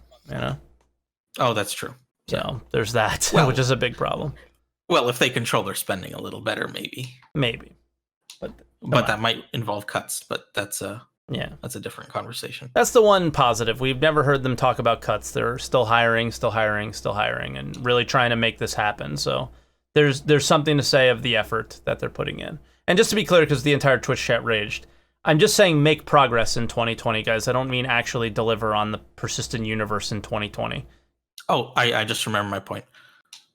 So like for their MVP, like the way they've set up quantum travel and everything, it sounds like they want you to do everything on one planet or in the vicinity of one planet. And really, and going to another planet is like just changing servers. It's something you decide to do for a few weeks. Yeah. And definitely then I think, I mean, maybe people will get mad, but like, who cares about, once they release Microtech, just like, pick Hurston and just fill Hurston with content. So I have delivery missions that are like one point of the planet to like another point of the planet. Yeah. But you have to like take roads and stuff. How about something other than a delivery mission? How about that? That'd be cool. How about something? Let's like when you say fill content, it start building actual content for the game. Like I'm thinking have at least 20 to 30 points of interest on one planet, because I think that's my idea for what gameplay they're aiming for with such QT times that they are pretty adamant in keeping, and as they are. So then fill a planet. Don't try to make more planets. Don't put in another system. Just pick one of your planets you've already built and make it feel like a whole planet. Make it feel like it's filled with stuff and content. Give people a reason not to leave the planet. Give people a reason not to space truck. Because the way they talk about space trucking, it's really for those that want to just sit there and do nothing for 20 minutes. That's the gameplay for them. But for everyone else, there should be stuff to do in and around stations, or like in and around planets and the moons that orbit them. So focus on that, and then subsequent, and that should be enough to get you to like an initial beta, I think. And then you add another fully fleshed out planet, add another fully fleshed out planet, and then add another system with one or two fully fleshed out planets. Like a release schedule like that, I think would work very well once they're ready to go. Okay. Yeah, I agree. I sort of agree, because I think it's planets and moons, like the system around a planet. Yeah, like a planet and vicinity. Yeah. So you'll have some asteroids, you'll have some moons, you'll have some comma rays, things like that. Agreed. All right. Well, we might have ASN sneak in, because I think it would be good to have the resident developer pop on. I don't know if he's going to. He said he might skip, so we'll see. I'll give him like a few minutes, but I still like am just kind of like lost on what my thoughts are on this. Because as a streamer, I want to see that quality of life, but as somebody who really wants to see the game work out, I kind of am with you a little bit. And there's like you said, there's something to just closing the doors and just head down, work on stuff, and the actual upfront open what it looks like kind of way Star Citizen plays is less important. Yeah, grunt through those like 80% successful, because like 20% failures is not good enough to push out. Like I'm thinking we're seeing maybe 10% failure rate, but at 20% or 30% failure rate, that's not good enough code to push out to actually get people that are going to judge you publicly. All the like completely and tear you apart online. Yeah, man. Well, all right, Ethaksus, we're gonna get the resident developer in and see what kind of he says. Okay. And Xylo even puts this in chat. He goes, "That's very much why you've seen less of CR. He's been very focused on the team and the project." Okay. I mean, that's nice to hear. Yeah. I mean, we know he's there. Come on, like, it's silly, but I think we definitely do want to. I still think no matter how focused he is, Xylo, it's just my opinion. I think a lot of people agree with me. Is it would be nice to speak, like hear him every now and then. I think it's really important, and it creates confidence. And I think him not being there creates this weird sense of lack of confidence for a lot of people. And I don't know, just something to think about. At least get someone to stand in the. Oh no, go ahead. I was gonna say at least get someone to like stand in the room, collect some snippets of what he says, and just like post on his behalf. Yeah, agreed. But all right, I'll let you go with Ethaksus and bring on ASN so we can wrap this one up. Okay. All right, man. Around. Bye now. ASN, what's up, buddy? Hello. We have to bring in the resident dev, dude. Popping on late, waking up at 2 p.m., showing up last minute, you know? Yeah, got in late. Well, so this has been like, I think, a big topic of confusion. Like, what's the plan? Because people are expecting something out of the project that not for long. And I think the confusion also stems from the fact that a lot of the work going on in Star Citizen is still not consumer facing yet. That's the feeling I get from reading all the monthly reports. It's like there's so many teams, there's so many things that are they're working on that like lead up to content or stuff that is more consumer facing very like later, like much down the line. And you read something in the monthly report from like May, and then you get it in September. But like that tech work has been, being worked on since January, for example. Yeah. Stuff like that. So it's harder to feel the amount of development going on from this side. It's just that's because the project has a lot of stuff going on heavy on the tech side, developing on the AI and all that stuff. So I think that's one of the reasons why whenever a patch comes out, we can rarely say, oh, this is the general focus. Like, okay, now they've focused on like getting all the economy stuff done. Now they're focused on getting all. You can't really say that because they're essentially, from what they've told us and from what I can gather, they've broken all their studios down to huge teams and them down to feature teams. And these are all working on several stuff at the same time. So you have your chunk of developers working on AI, you have your chunk of developers working on the next Vulcan, you have another chunk working on the network, you have another chunk working on the vehicles. Like everything is progressing somewhat of at the same time, but obviously the priorities from what they've told us is, and you talked on the show before, I think, is like Squadron gets the priority. Yeah. Because I doubt the PU is going to release in 2020. Like I do think that the PU is way down the line. I'm thinking 2022 or something, because like it just doesn't add up. Like the pace of this, even if it gets faster after Squadron, there won't be enough time. So I think the PU will need even more time. Yeah. But okay, let's get on to something here that I would like to ask like a developer this question is like the reason this show came about was because this shift in focus towards quality of life improvements in the PU in 3.8 and 3.9.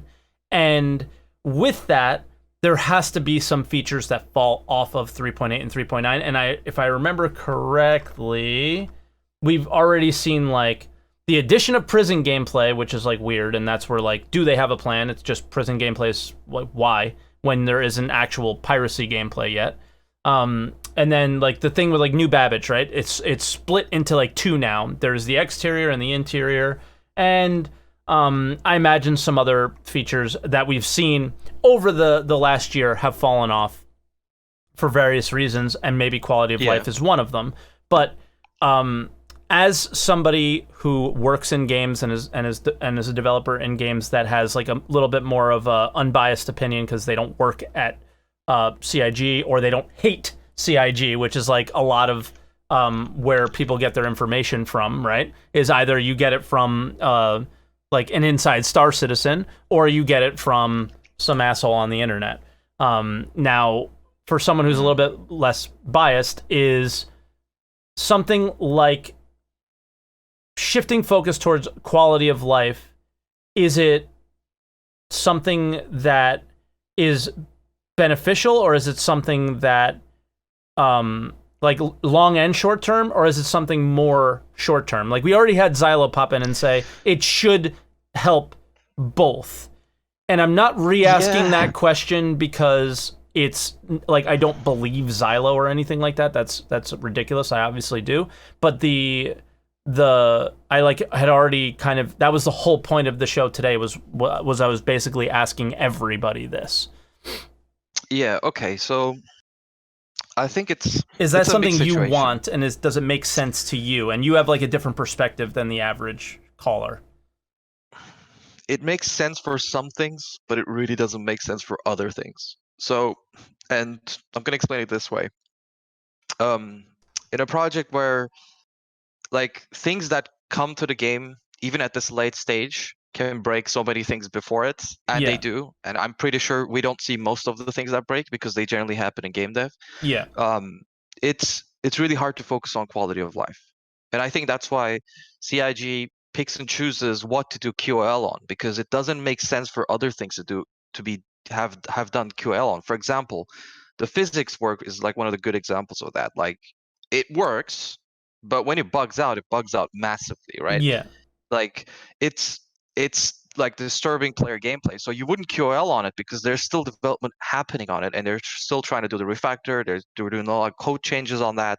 So it doesn't make sense to go in and like, oh, let's polish this, because we're just gonna like wreck this in a couple of commits anyway. So a good example would be the HUDs and anything related to UI, because they were doing major dev on that. Long delayed, right? So that's another thing. Like, sometimes in game dev, you're like, this happened to me so many times. This happened so many in a lot of the projects I worked in. It's like, oh yeah, we're gonna do this feature by then, and then you notice that that feature is tied to another thing, and that thing is tied to another thing, and that is tied to another worker, and that is tied to that employee skill set, and that employee skill set sometimes doesn't match, and then you need to find somebody else, and that shifts dates, and the dates shift the features, and the features shift other stuff. Like, it's a mess. Like, honestly, it looks like everything is planned.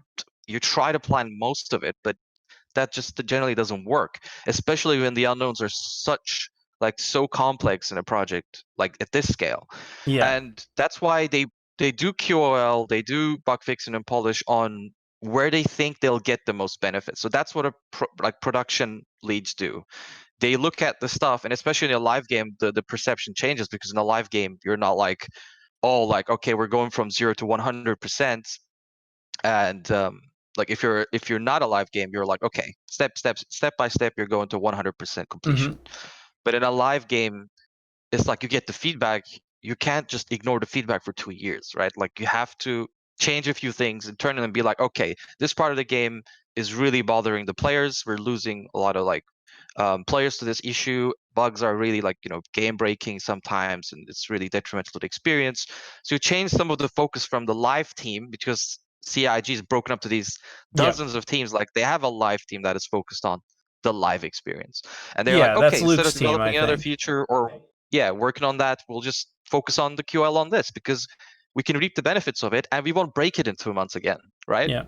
So stuff like that, they pick and choose their battles, and they try to optimize where most of the changes make the most sense. The UI has been the worst off because they had huge technical issues with the UI, and they had a huge backlog since forever. Yeah. And when Squadron 42 came on top, it made things worse, because Squadron 42 also has UI needs, probably because they have these scenes and specified moments, and other data that they display in UI that isn't in the PU yet, I guess.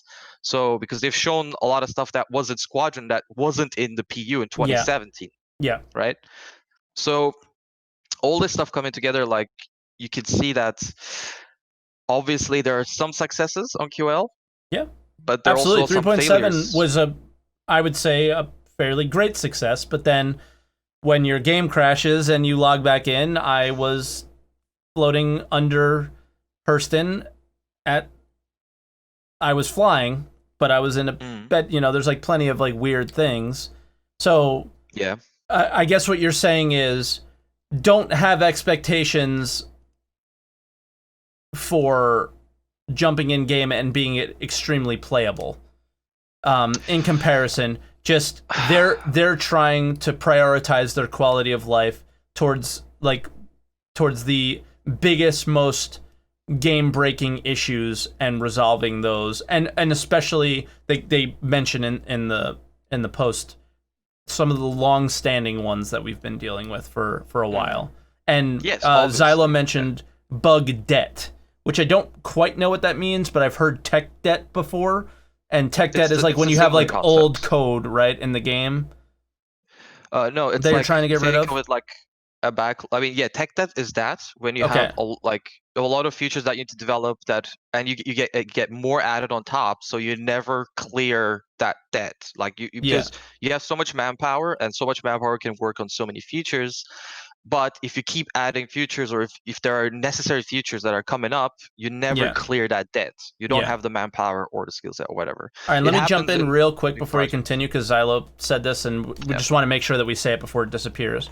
He says, for example, over the next couple of quarterly patches, there's some focus allotted to grouping, lobby, social, which we feel is sorely lacking, and I think a lot of us will agree. In intuitive functionality right now, the entire flow for adding grouping with a friend is not where we want it at all. Yeah, I mean, I think we agree with that as well. So, yeah. So just make sure we say that, yeah.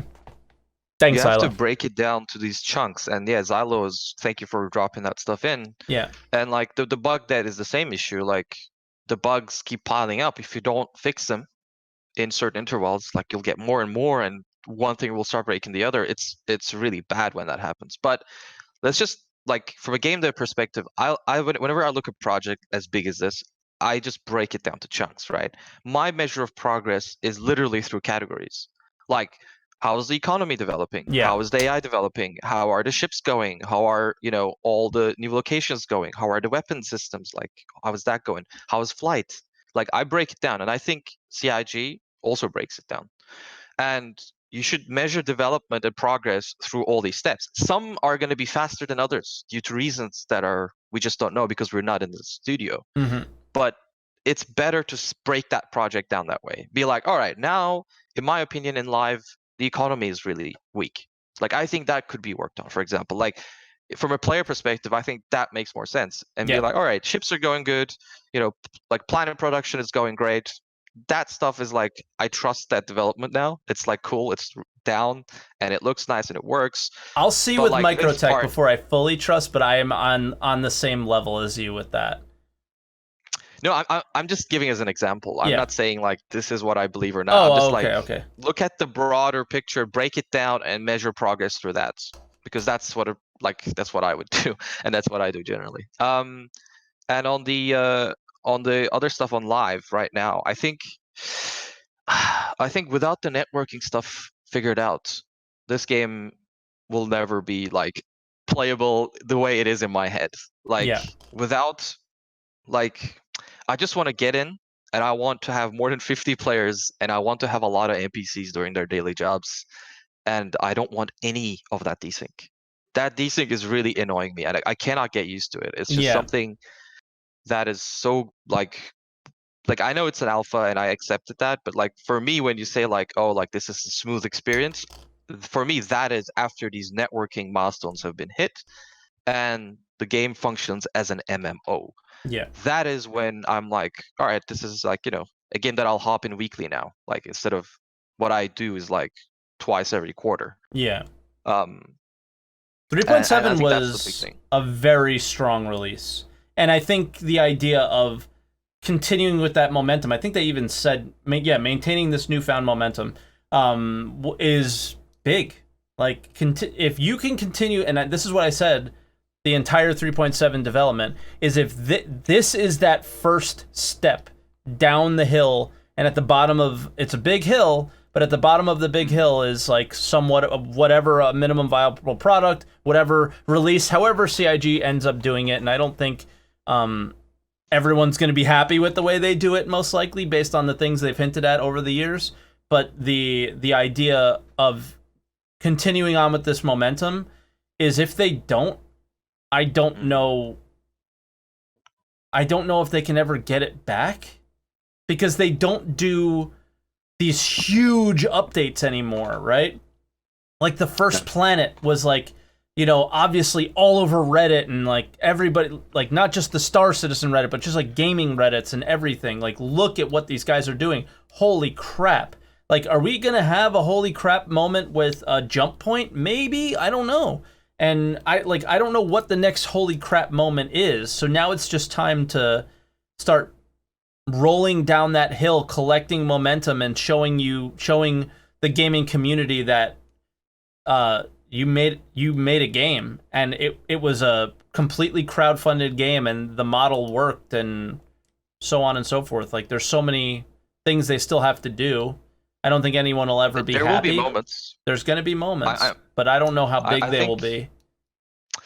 I think like a jump point is in this project's development, like it's a big moment. It's a big moment. The next big thing, because it's like saying, oh, all right, we stopped being a solar system game, and we're going to become a universe eventually. And it's time that happens. But there are a lot of other things. Like, for example, another thing would be, there are 1,000 players, right? True. That is another very thing. True. And then there's like 2-player Idrises are fighting for the first time ever. That's another huge thing. And they showed it, and they showed it at the wrong time already once. Yeah, but it's one thing showing it, and it's another thing under player hands when two organizations are fighting for something. Fair, but right? I don't think that's as big. I don't think that's as big as like having 1,000 players in one place or something. Whatever they end up doing, something. Yeah, I'm just some giant show of all the technological work that they've been putting in over the years. Because Eve's fleet battles have been getting so many news over the years. I'm pretty sure if like Star Citizen can get to like a huge fleet battle, that'll also make some news. That'll make huge news. And yeah, like some people said, functional economy, all that stuff. Like, that's the thing. Those stuff are really harder to display. Yeah. That's why I didn't even say those. But I really care about that stuff more than anything. Me too. The economy is everything to me. But the big, we're just talking about like those big moments that excites people. Those are usually visual moments rather than. But I mean, after the planets and planet side, jump point and big fleet battle is like what I would think next would be really exciting. But going back to the point, the plan is that I think there's no plan as the people think a plan exists, because this is too huge to prioritize in a way. Okay. But like, the most understandable priority is that squadron technological development and all development of the chapters, whatever, gets the priority of the team. And from my understanding is that more than half of their studio is working at squadron. And the other teams sometimes they switch and swap their tasks from what they've told us. So it's flexible. It's not like that's static. But yeah, the development manpower mostly goes to squadron. That is, I think, pretty clear. But the live team is strong enough, capable enough to develop and add these contents that we've seen, like 3.7s. And as you said, it's important that the momentum keeps up, right? Yes. That we don't have this. Because previously the idea was, let's have a future patch, and then let's have a polish patch, and then let's have a future patch and a polish patch. But I think now it's possible to have that momentum of like, let's have a patch with both, and then and then focus on the next one with both, and then just keep going, adding and polishing. Yeah, and then maybe that actually speeds up the development long term rather than slows it down, like my initial concern was. Yeah, I mean, it looks like they're just looking at the PU and be like, all right, law system, what can we do next with this? All right, let's add the prison so there's some clear punishment, and there's physical punishment as well, or you're stuck there.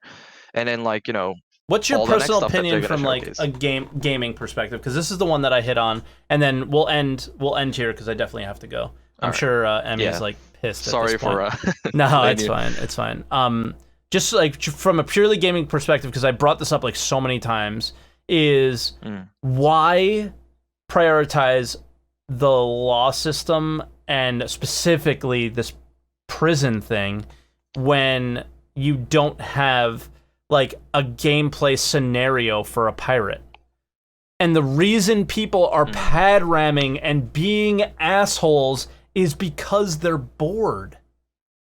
There's no scenario where a pirate can go out and kill a lawful NPC first or player and truly gain from that experience, right? Like kill NPC, salvage his components, kill NPC, gain money for doing it outside of the missions, kill NPC, go on and take NPC's cargo, kill NPC, loot NPC's body. Like, over the last 6 years, how in God's name was that never a priority? Or was it? Most likely, but it was behind some sort of tech issue that they couldn't resolve. I think. But why not try and resolve something like that first? I'll just never understand that. Help me understand. We just don't know the prerequisites. We don't know the blockers. We don't know because because it's so not hard to open explain development this. enough. Yeah, and it cannot be. It can't. cannot be I know unless it they- can't. I know. Like what? Yeah, like what are we gonna do? Look into their source tree and look at what commits people do and which studio did what that day and which bug they fixed or which code line they changed. Yes. No. This needs to Nobody be Big wants Brother development. no, I'm no, just kidding. I don't. I'm I just don't kidding. want them to go through that. I'm just That's kidding. hell. That would be horrible. We'll ask Dan Giesling what it's like. Yeah. So that about that, I think with prison gameplay they'll add other things that will make that more sensical. Just because they're adding PvP prison gameplay bounties. doesn't mean that they're not. Because towards the end of the year, you So- see more PvP bounties, but you're not seeing anything on the piracy side. And I'm not a pirate. I don't want to play this kind of gameplay, but I'm just advocating for some tangible risk and reward in the game. And I just don't understand. That's the one where I'm like, why is this not a priority? Like the whole I think jump they're point, trying to or do not it. jump point, jump town. The whole jump town thing was one of the greatest community-driven, sandboxy Star Citizen experiences that we ever had, and like the turning on of features to enhance that experience never happened.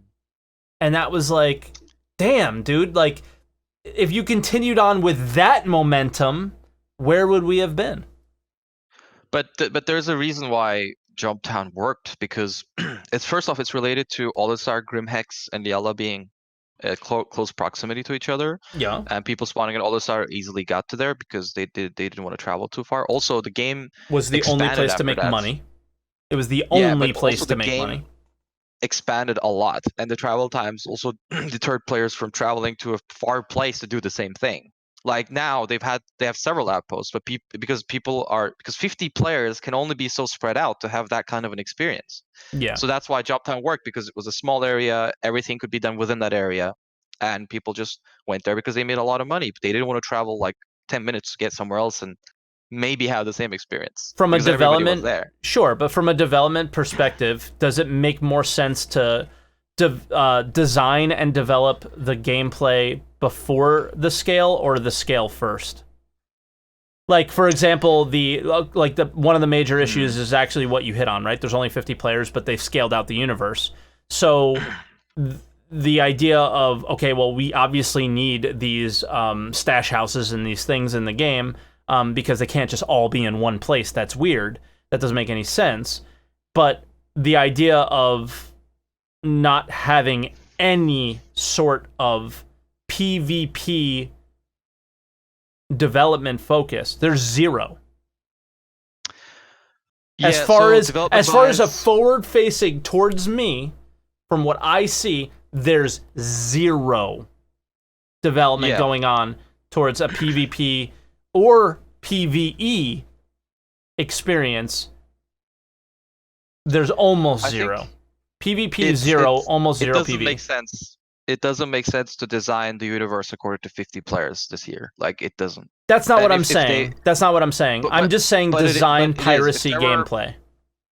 Yeah, no, that stuff, yeah. But if there were 1,000 players on the same area, like, and people could spawn at Hurston, they would be having similar drug run meetups and issues at the other outposts. Like legit, right? ASN, all I'm saying is the ability to disable a ship instead of just destroy it. And the ability to, and they've mentioned, I listened to the shows, they've mentioned that there is issues to that because of the physicalizing of the components, and that there's steps and they're working towards them, and that's maybe why they haven't done it.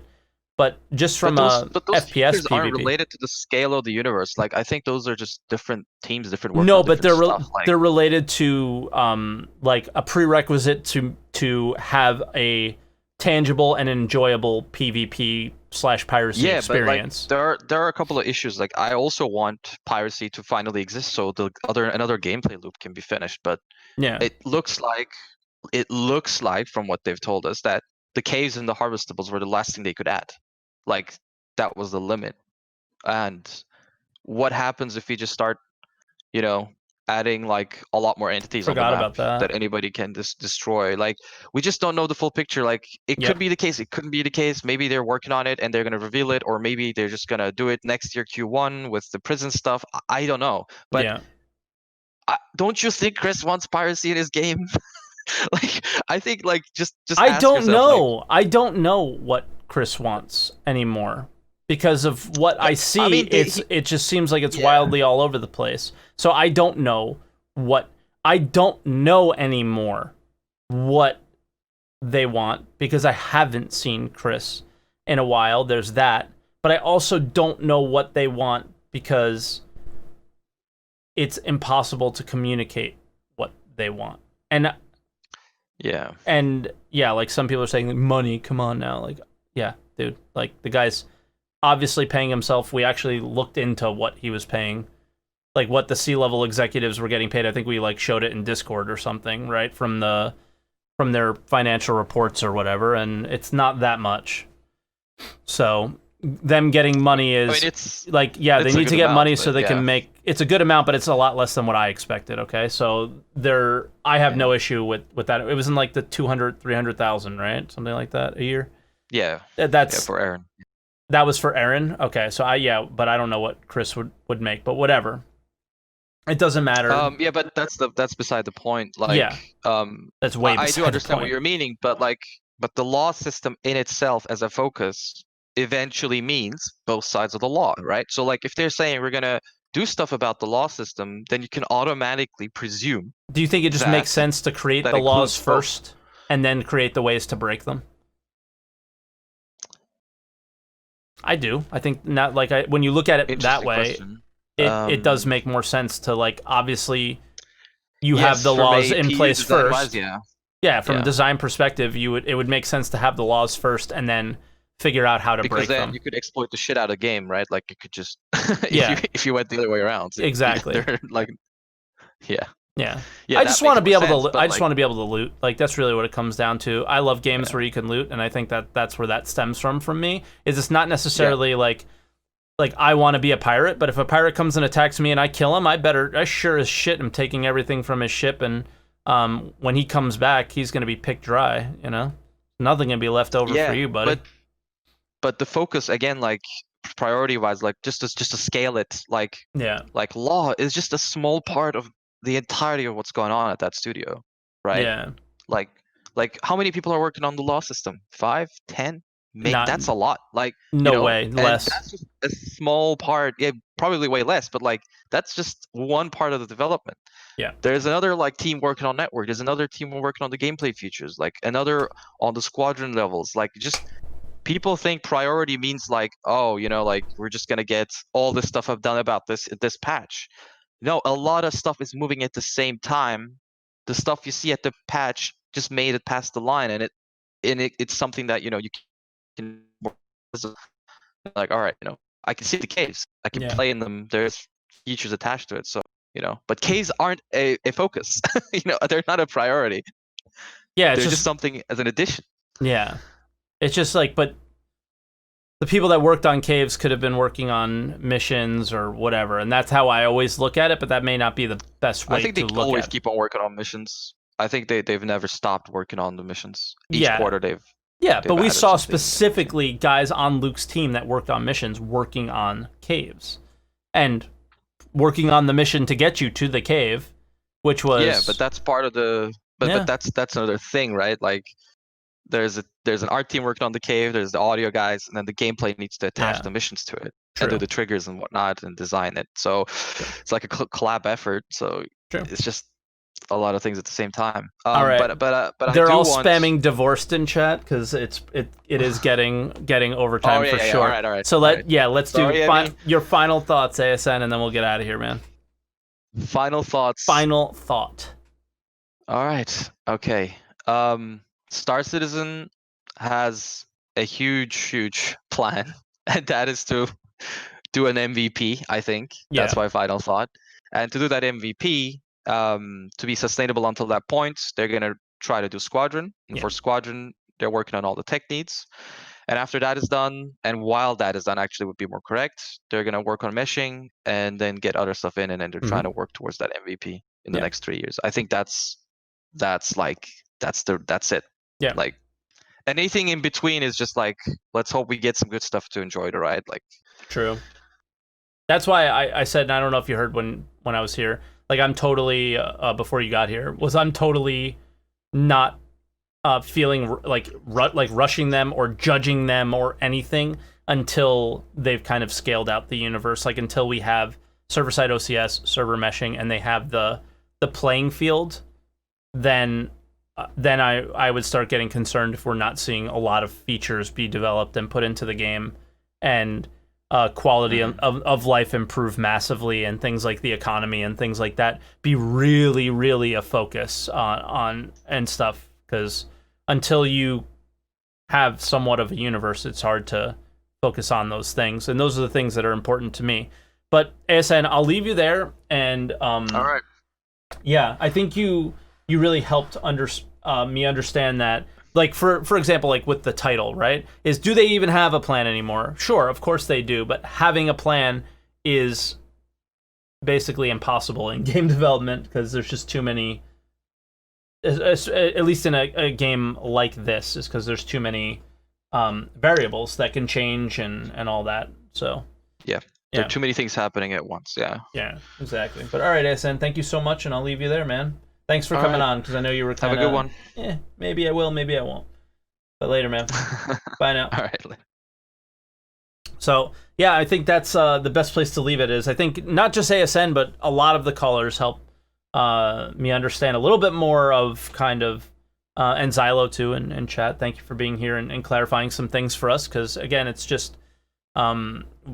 we have to read or we have to listen, and sometimes we don't interpret. I know that this happens to me all the time, is I say things and people interpret it in a completely different way than I would say it. So thanks for clarifying things. And yeah, it's just I'm excited for the future. I think 3.7 is such a good step in the right direction, and I think we need to keep taking walking steps and then jogging, and then start running. And if you take these first couple steps the wrong way, then you fall down, right? And I don't want to see CIG fall down. I want to see them start to run and sprint and get us into that game that we've all dreamed of. And I obviously had my concerns, I had my excitements, and I'm really kind of looking forward to seeing what we get with 3.8 and 3.9 and 4.0 specifically.